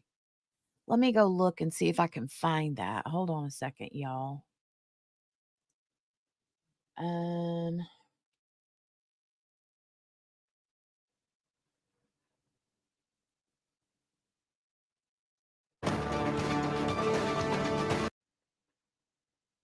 Hold on, let me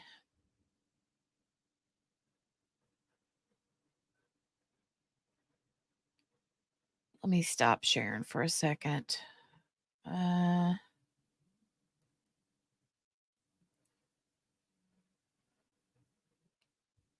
Hold on, folks. Folks schmokes. Hold on a second.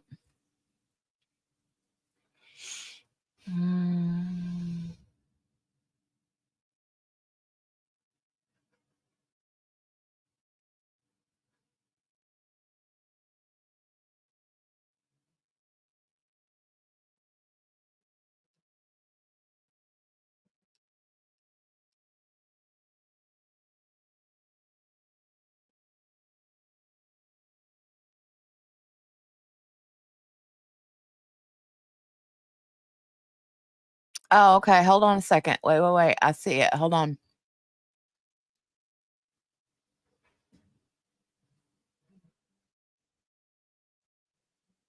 All right, hold on. Let me share this with you guys. Sorry, I didn't even know. Thank you, Cherie, for letting me know. Thank you so much. Hold on, let's watch this. Is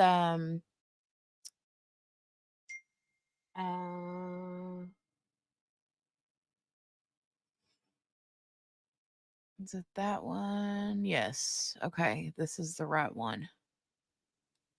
This is from East Idaho News.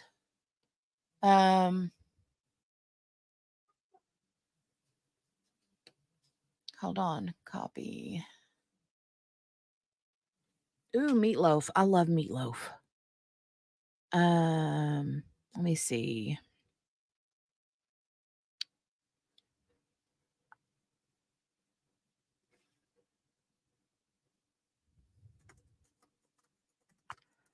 East Idaho.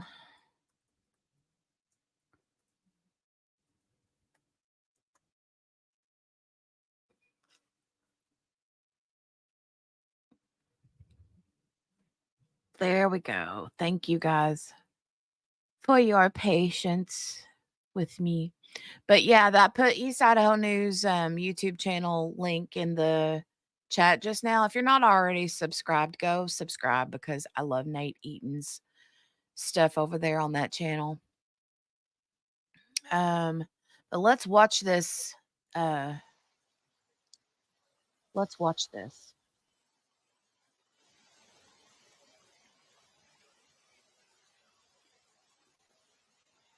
Came up on your news feed. Thanks. Thanks for letting me know. Sure. Oh, thank you, Phoebe. Thank you, Phoebe.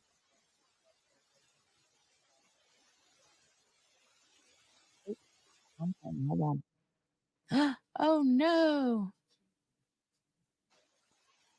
All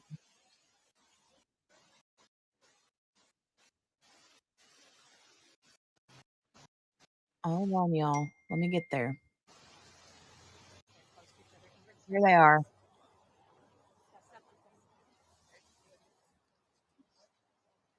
Here they are.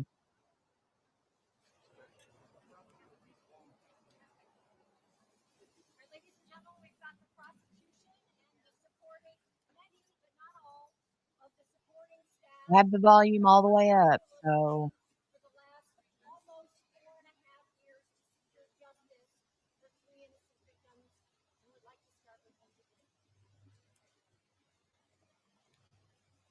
Almost 5 years ago, the communities of Fremont and Madison County lost three wonderful human beings, Tylee Ryan, JJ Vallow, and Tammy Daybell. As a Fremont prosecutor on this case, this has been a hard-fought battle for both the prosecution team and for the law enforcement agencies that worked tirelessly on this case and never gave up hope. This has been a tough case because of its complexity, both in telling the story of an investigation that spanned years and trying to figure out the best way to present it in a way that would make sense to others. As a prosecutor, I try a lot of criminal cases, but for me, as a new mom, the details of this one just hit differently, and I can't imagine the family's pain.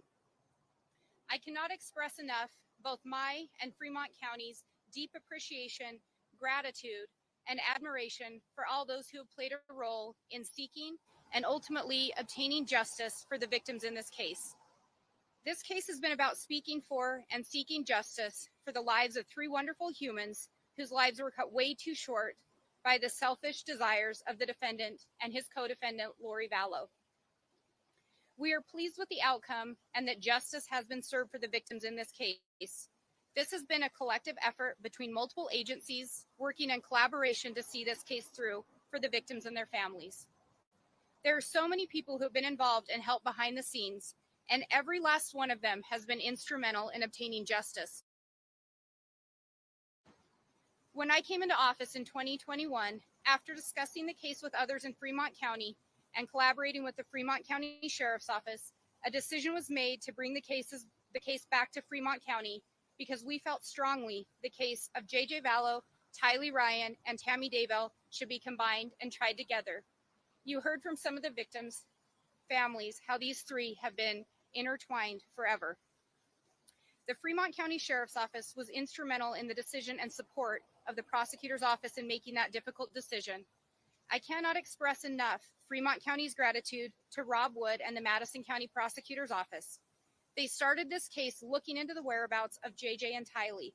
Then when the children's remains were discovered, Rob Wood stepped in without hesitation when my predecessor requested he take the case as a special prosecutor, and then ultimately agreed to combine resources to pursue justice for the victims in this case. A special thanks to Fremont County Deputy Prosecutors Rocky Wixom and Tanya Rawlings for their dedication and efforts in both this case and the case against Lori Vallow. The Attorney General's office, in first taking on the prosecution of the murder of Tammy, and then by their agreement to allow us to have Deputy Attorney General Ingrid Beatty join the prosecution team. The FBI for stepping in without hesitation when the children were missing, with their extensive experience and their resources, and continuing to see this case through to the end. The Rexburg Police Department for starting the investigation into the whereabouts of JJ and Tylee, and then never giving up the search. The Fremont County Sheriff's Office for their tenaciousness in pursuing the investigation into the death of Tammy Daybell. Arizona law enforcement for sharing everything they had uncovered and their willingness to come to testify in the cases here in Idaho. This became a joint investigation, a joint effort to find the children, and then ultimately to seek justice on their behalf. I've been absolutely amazed and astounded at the level of investigation, professionalism of the officers involved, and the camaraderie that has been formed. I tell them all the time, they make my job a lot easier. We extend our support to Arizona in their continued pursuit of justice for the additional victims, Charles Vallow and Brandon Boudreau. We also extend our immense gratitude to the jurors in this case who didn't sign up for this difficult process, but agreed to perform their civic duty. And in rendering this verdict, we hope the victims and survivors of Chad Daybell know that the community as a whole does not tolerate the loss of three precious and irreplaceable human beings. We are hopeful that those who have been involved and affected by this case and the actions of the defendant and his co-conspirators can now begin to heal.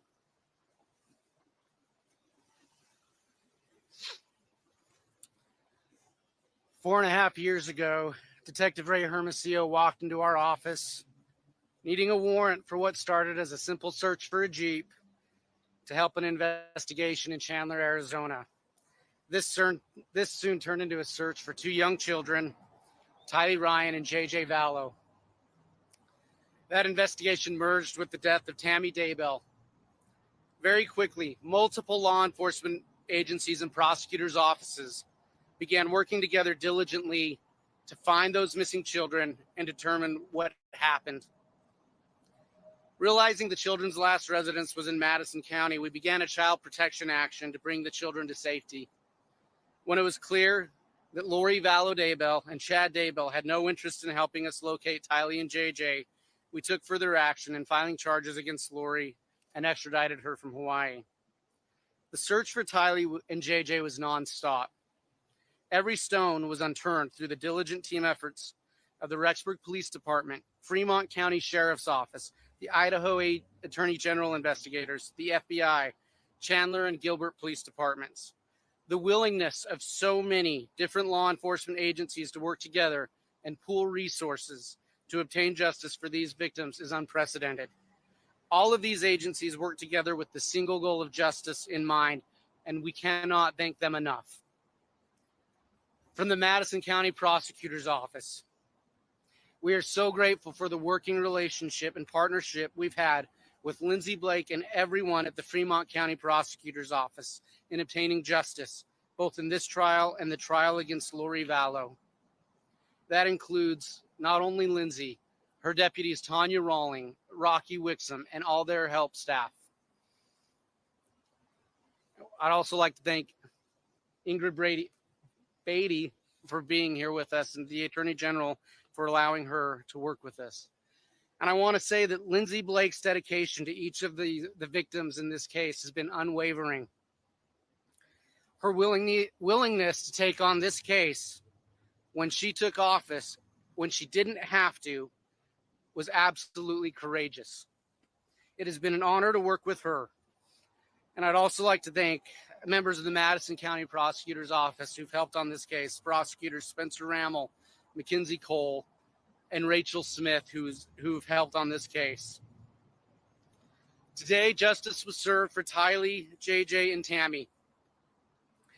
3 innocent victims whose lives were tragically cut short by the selfish and cruel actions of Chad and Lori Daybell, who embarked on a path of destruction that irrevocably altered the lives of countless families and countless individuals.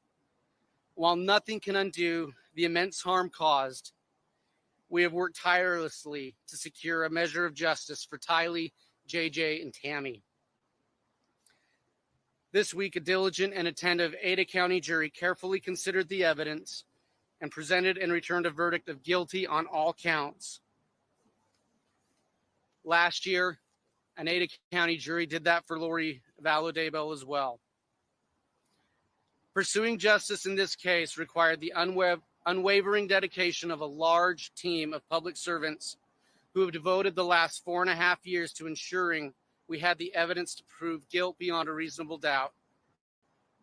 Again, we extend our deepest gratitude to all the committed law enforcement professionals from these agencies who have made tremendous personal sacrifices in the face of an emotionally and physically challenging case. We are indebted to them for their service.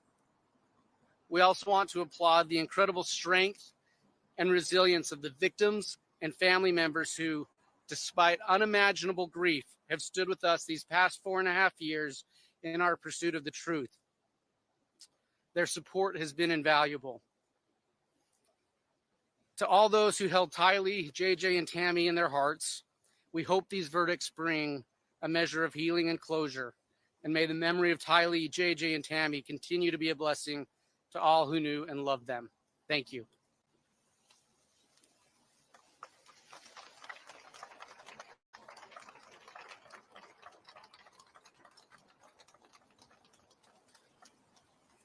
Take a few questions. If anybody has some questions, you can ask questions if you want.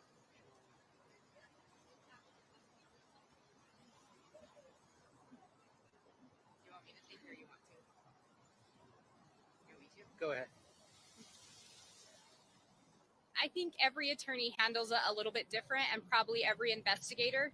I think a lot of times there's things that go on behind the scenes that nobody ever gets to see. Everyone compartmentalizes it different or comes up with some form of therapy or stress relief to deal with it. But I think I can speak for everyone that obviously there is an impact. You get to know the victims. You learn so much about their history and their lives that it's like you knew them in life sometimes. And when you hear their families and friends talk about them and they really bring them to life for you, absolutely there's an impact. But I also think that impact then just spurs you on to fight even harder to make sure that we secure justice. Another question? Yeah.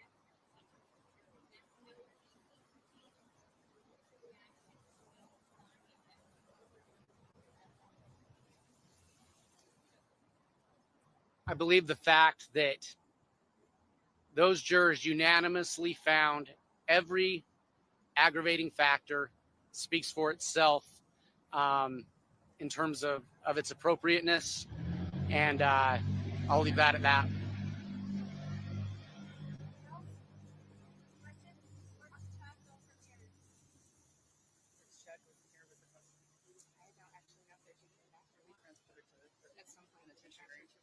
I don't think we're going to talk about that.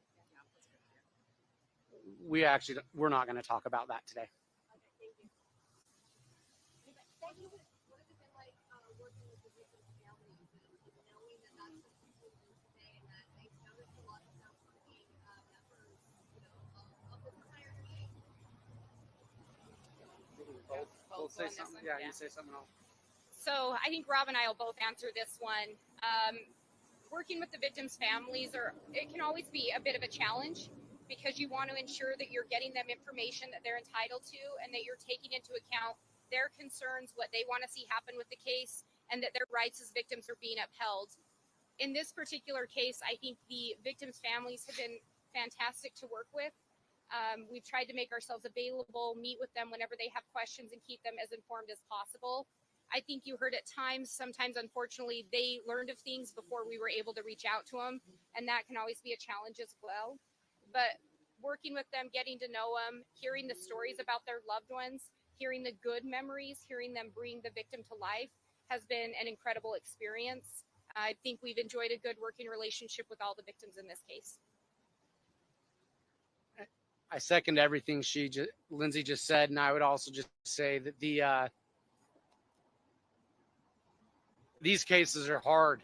They're really hard to do, and the victims are just such a motivating factor. I think for everybody involved, for law enforcement, for the prosecution office, their dedication to their loved ones is so important, and we just really appreciate their patience with us, their willingness to work with us. They have been truly, to me, I think to Lindsay, to everybody, very inspirational.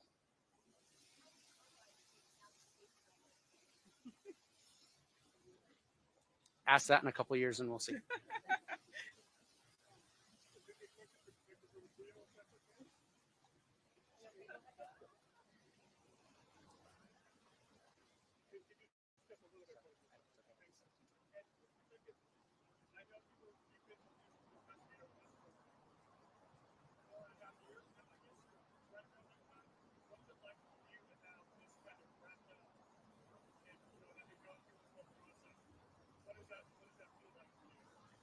I mean, it feels great. We worked as a team tirelessly for 4 years. Not just myself; it was a collaborative effort.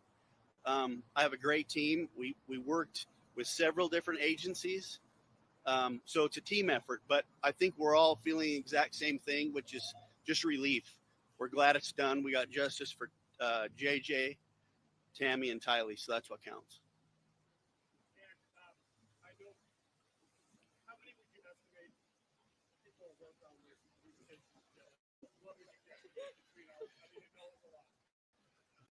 I would say hundreds. Yeah, hundreds of people, hundreds of hours. So it's a relief. Thank you. We technically had 7 law enforcement agencies, not including the prosecutor, over 3 different states and maybe even more, but 7 law enforcement agencies. All right, anybody else? All right, thank you all so much. We really appreciate it. Thank you all for everything.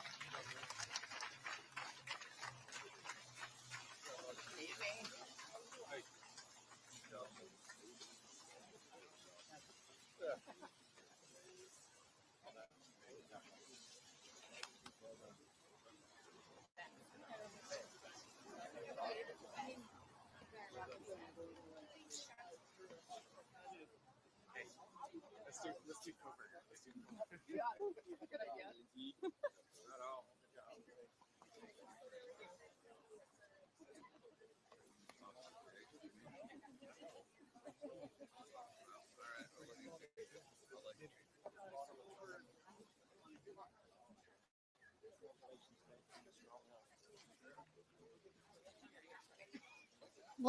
It looks like there's quite a bit left on this. I think that family actually comes up and speaks, right?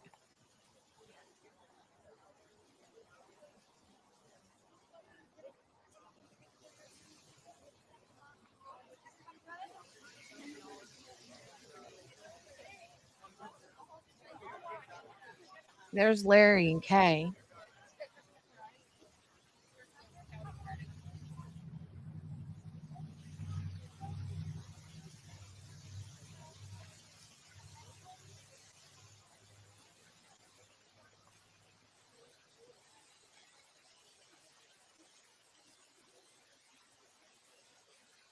Oh, I think that's what's her name from Hidden True Crime right there with the black shirt and the blonde hair.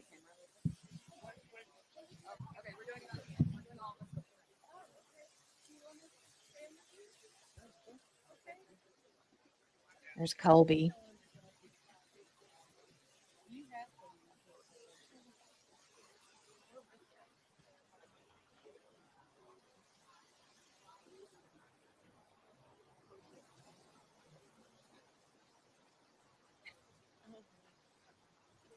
You're not even getting Kobe?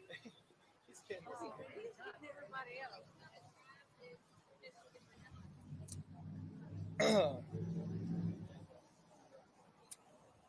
It's a weird feeling. You never wish harm on anybody, regardless of what they've done to you. But at the end of the day, it's good that he can't hurt anybody else, and that's what matters. So that's really my feelings on that. I can't say I was surprised. It felt like something that made sense, but I can't say that I feel good about it. But it does feel good to know that it feels like things are concluded, if that makes sense.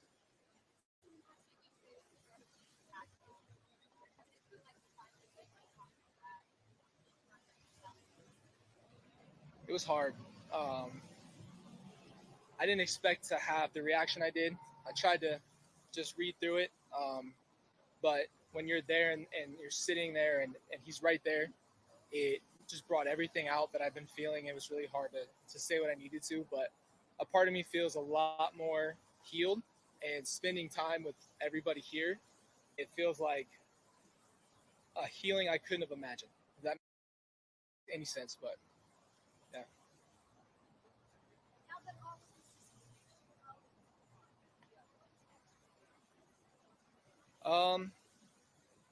Yeah, that's a good question.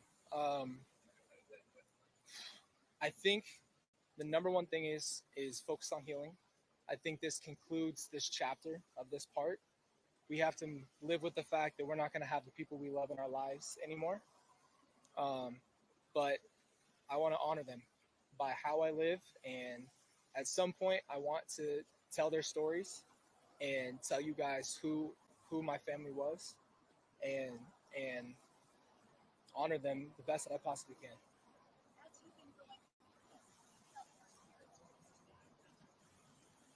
I feel like through this whole process, it's hard because you're so up and down emotionally. I feel like I wanted to make them proud, and I feel like that I made them smile a couple of times. I would hope so. Thank you.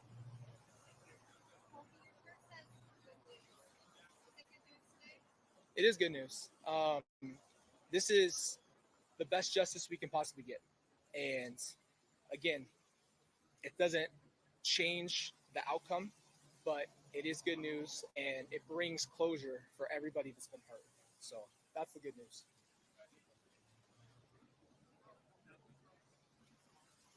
Yeah, thank you guys.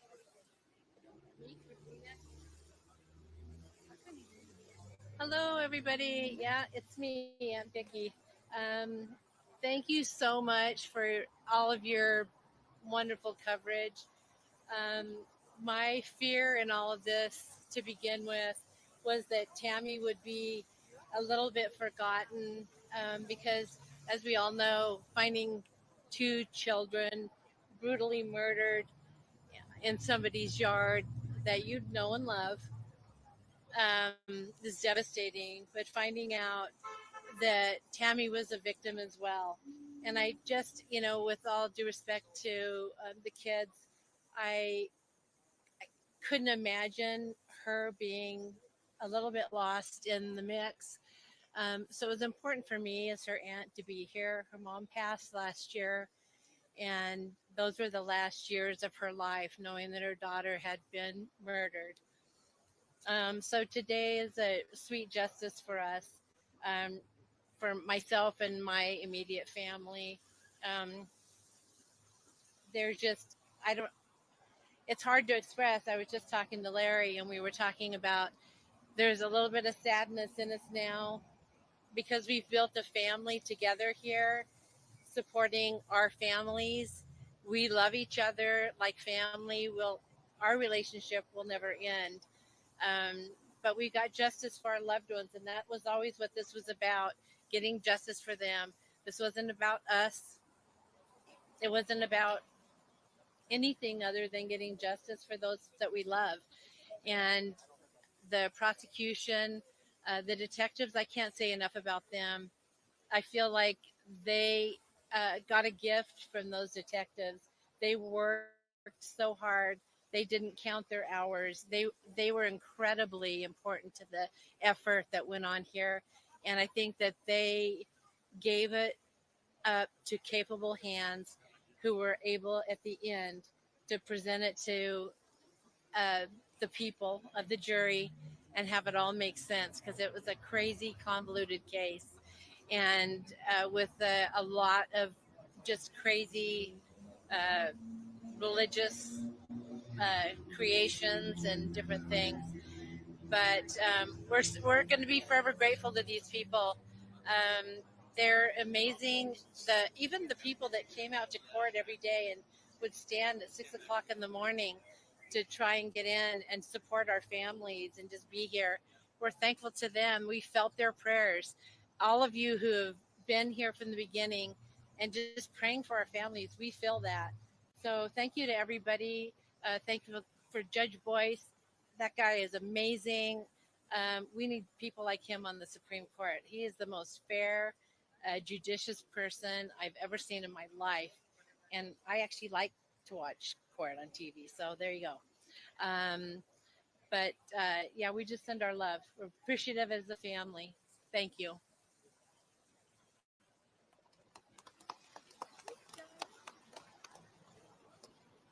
Hi, good afternoon. My name is Jason Gwilliam. I am Tammy Daybell's brother-in-law. Samantha is my wife. Samantha is Tammy's sister. And we just wanted to thank everybody that was involved in this. We want to thank the law enforcement that did an absolute phenomenal job with what they did. Want to thank the special prosecution teams, the people that we have met. The hardest part I think about all of this is our family has lost a brother. But in the process of it, we've almost gained an entire family, and that can't be replaced. We've gained Tylee and JJ's family. We've just met a lot of wonderful people through this entire process. It's been a difficult one, but we appreciate your respect. We appreciate your help in getting this covered and getting this out there to the world. It's been a challenging trial, and there's been a lot of blood, sweat, and tears put into this, and we really appreciate everybody's help. We do have a prepared statement that I want to go ahead and read at this time. This comes from the family. Go ahead and get to this. It just says that we want to thank everyone who put in the countless hours of work to get where we are today, the law enforcement, prosecution, the media, and all of you who watched, listened to the trial, and prayed for us. We are grateful for the relationships we've created through this horrible time, the support and love that we're able to give each other. And we also want to thank Aunt Vicky, who was here sitting in court almost every day when those of us weren't able to get here. That took a lot of strength from her to do that. We can all start to heal from this terrible loss we've suffered. We'll miss Tammy every single day of our lives, though we do have some comfort knowing that we will see her again someday. If you've been touched at all by Tammy and would like to support the foundation, we do have a foundation for her. It's the Tammy Daybell Foundation. It's been designed to put books in the hands of children and to increase literacy. So please consider donating to the Tammy Daybell Foundation. And we thank you guys for everything that you have done and all the support that you have given us as we try to pick up the pieces and move forward. So thank you very much.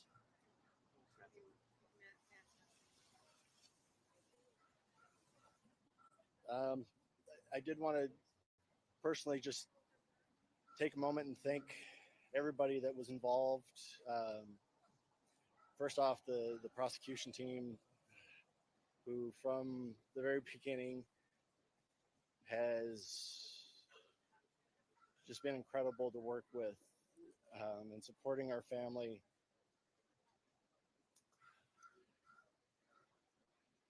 I also wanted to take time to say thank you to Judge Boyce for not just this trial, but for both trials, for everything that he did in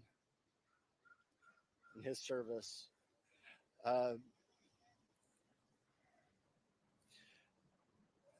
As a victim, we were given a chance to write our statements, and as we did so, we were limited by specific statutes,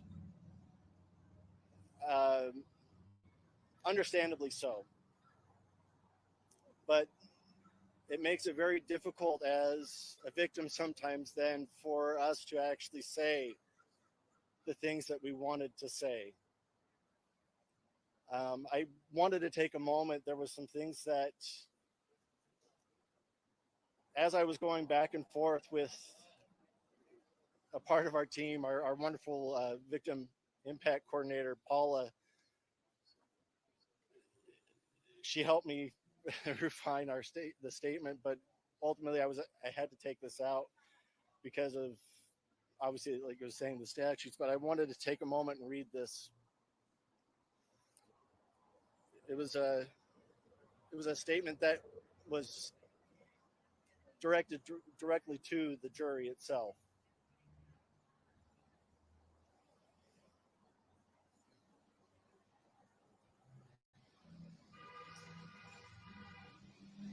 To you, the jury, I wish I could easily say that everything I think or desire to say about Chad, or specifically the impact of his actions and to us impacted in the aftermath, was easy and clean.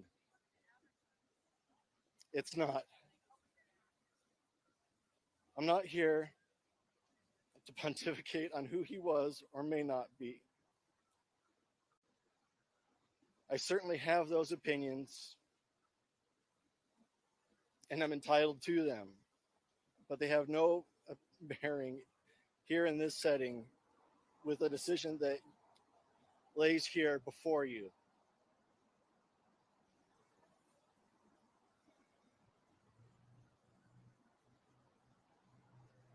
If I was still the man of God that I was even a few years ago,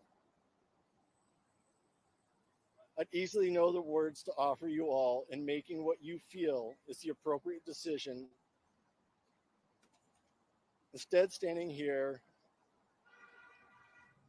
I'd say to all of you, may you find it in the universe, the earth, or whichever god, gods, or goddesses you may offer prayers, meditations, or if you're agnostic or atheist, you find it in yourselves.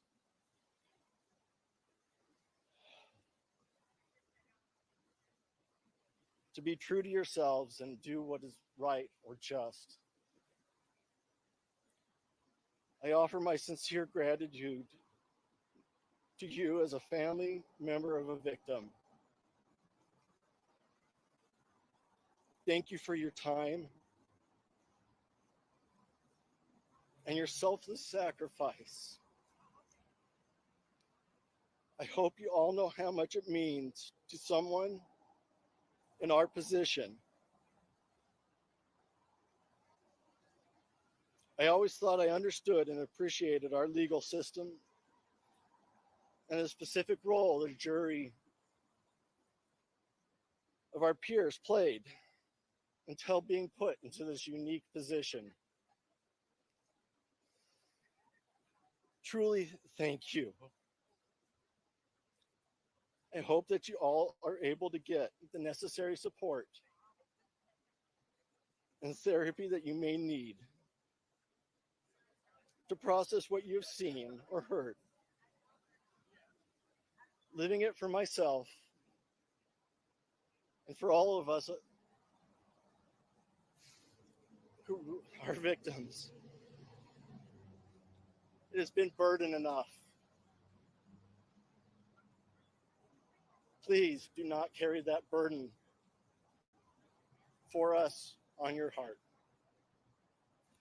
Thank you.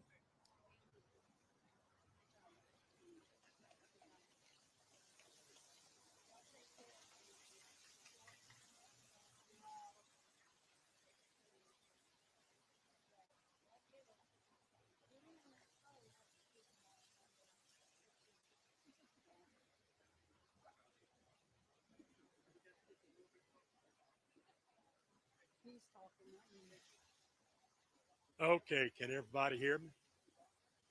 We got terrible noise behind us. I wish they'd have turned the fountain off. Everybody has spoken so eloquently. Can y'all hear him?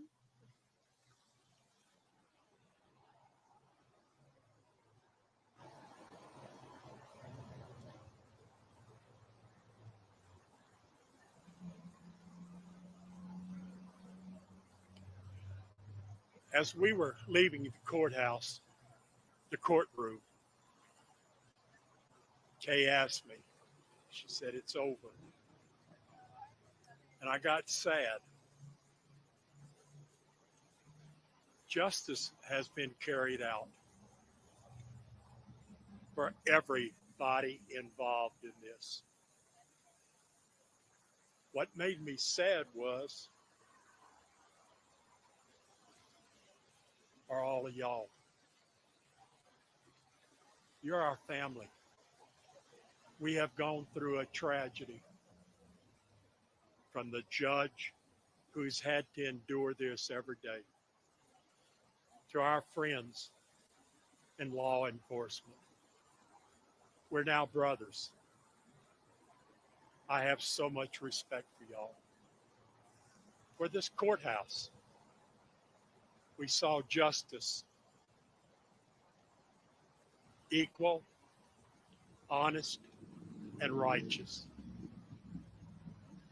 I look at the faces, and I'm going to tell y'all, I'm going to miss you. Not because I want to be in front of this camera. I did not choose this. It chose us.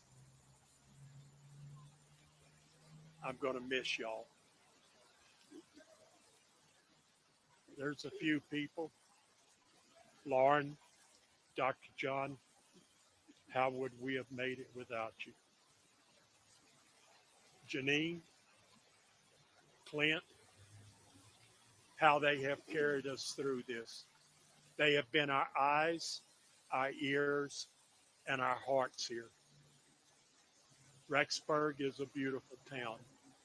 Boise is a beautiful town. Idaho is a magnificent state. They don't deserve this blemish. Kay and I have often spoke. How would it have been different if we were in New York, if we were in California? How would it have been different? Every day, I want to get up. I want to be here for justice, but for y'all. Y'all have all given a lot. The media has been amazing, and I want to personally thank you. My wife, my beautiful wife, my rock, we thank you. I hate to say goodbye. I truly mean that. It's not goodbye. It's until we meet again. So, as I said a long time ago, turn out the lights. The party's over. They say that all good things must end. Let's just call it a night.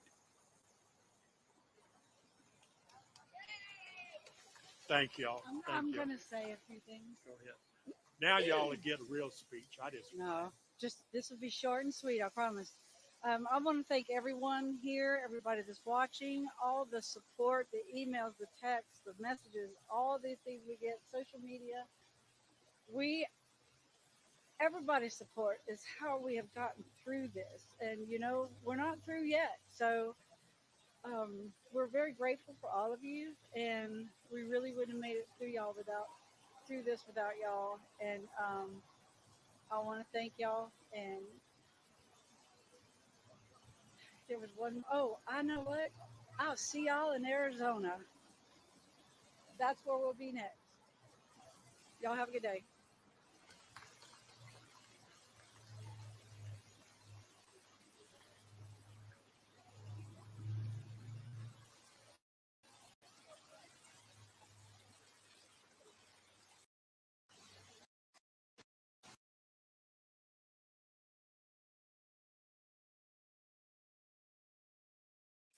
Ah, that was so good. That was so, so good.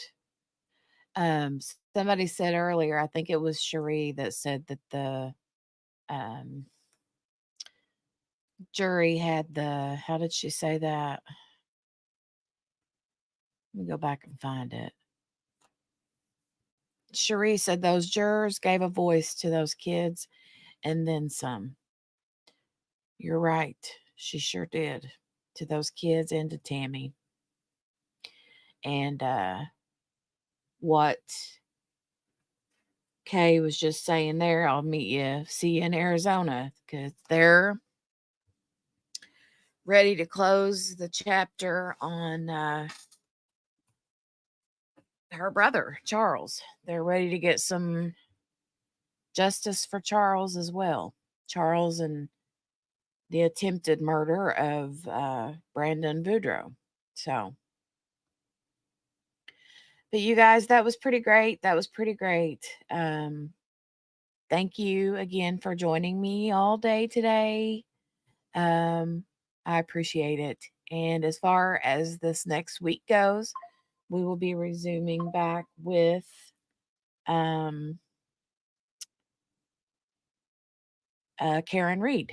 So that's where we will be next week. And we'll see you then. You guys have an incredible rest of your weekend. Be safe out there, and see you back on Monday. Bye, everybody.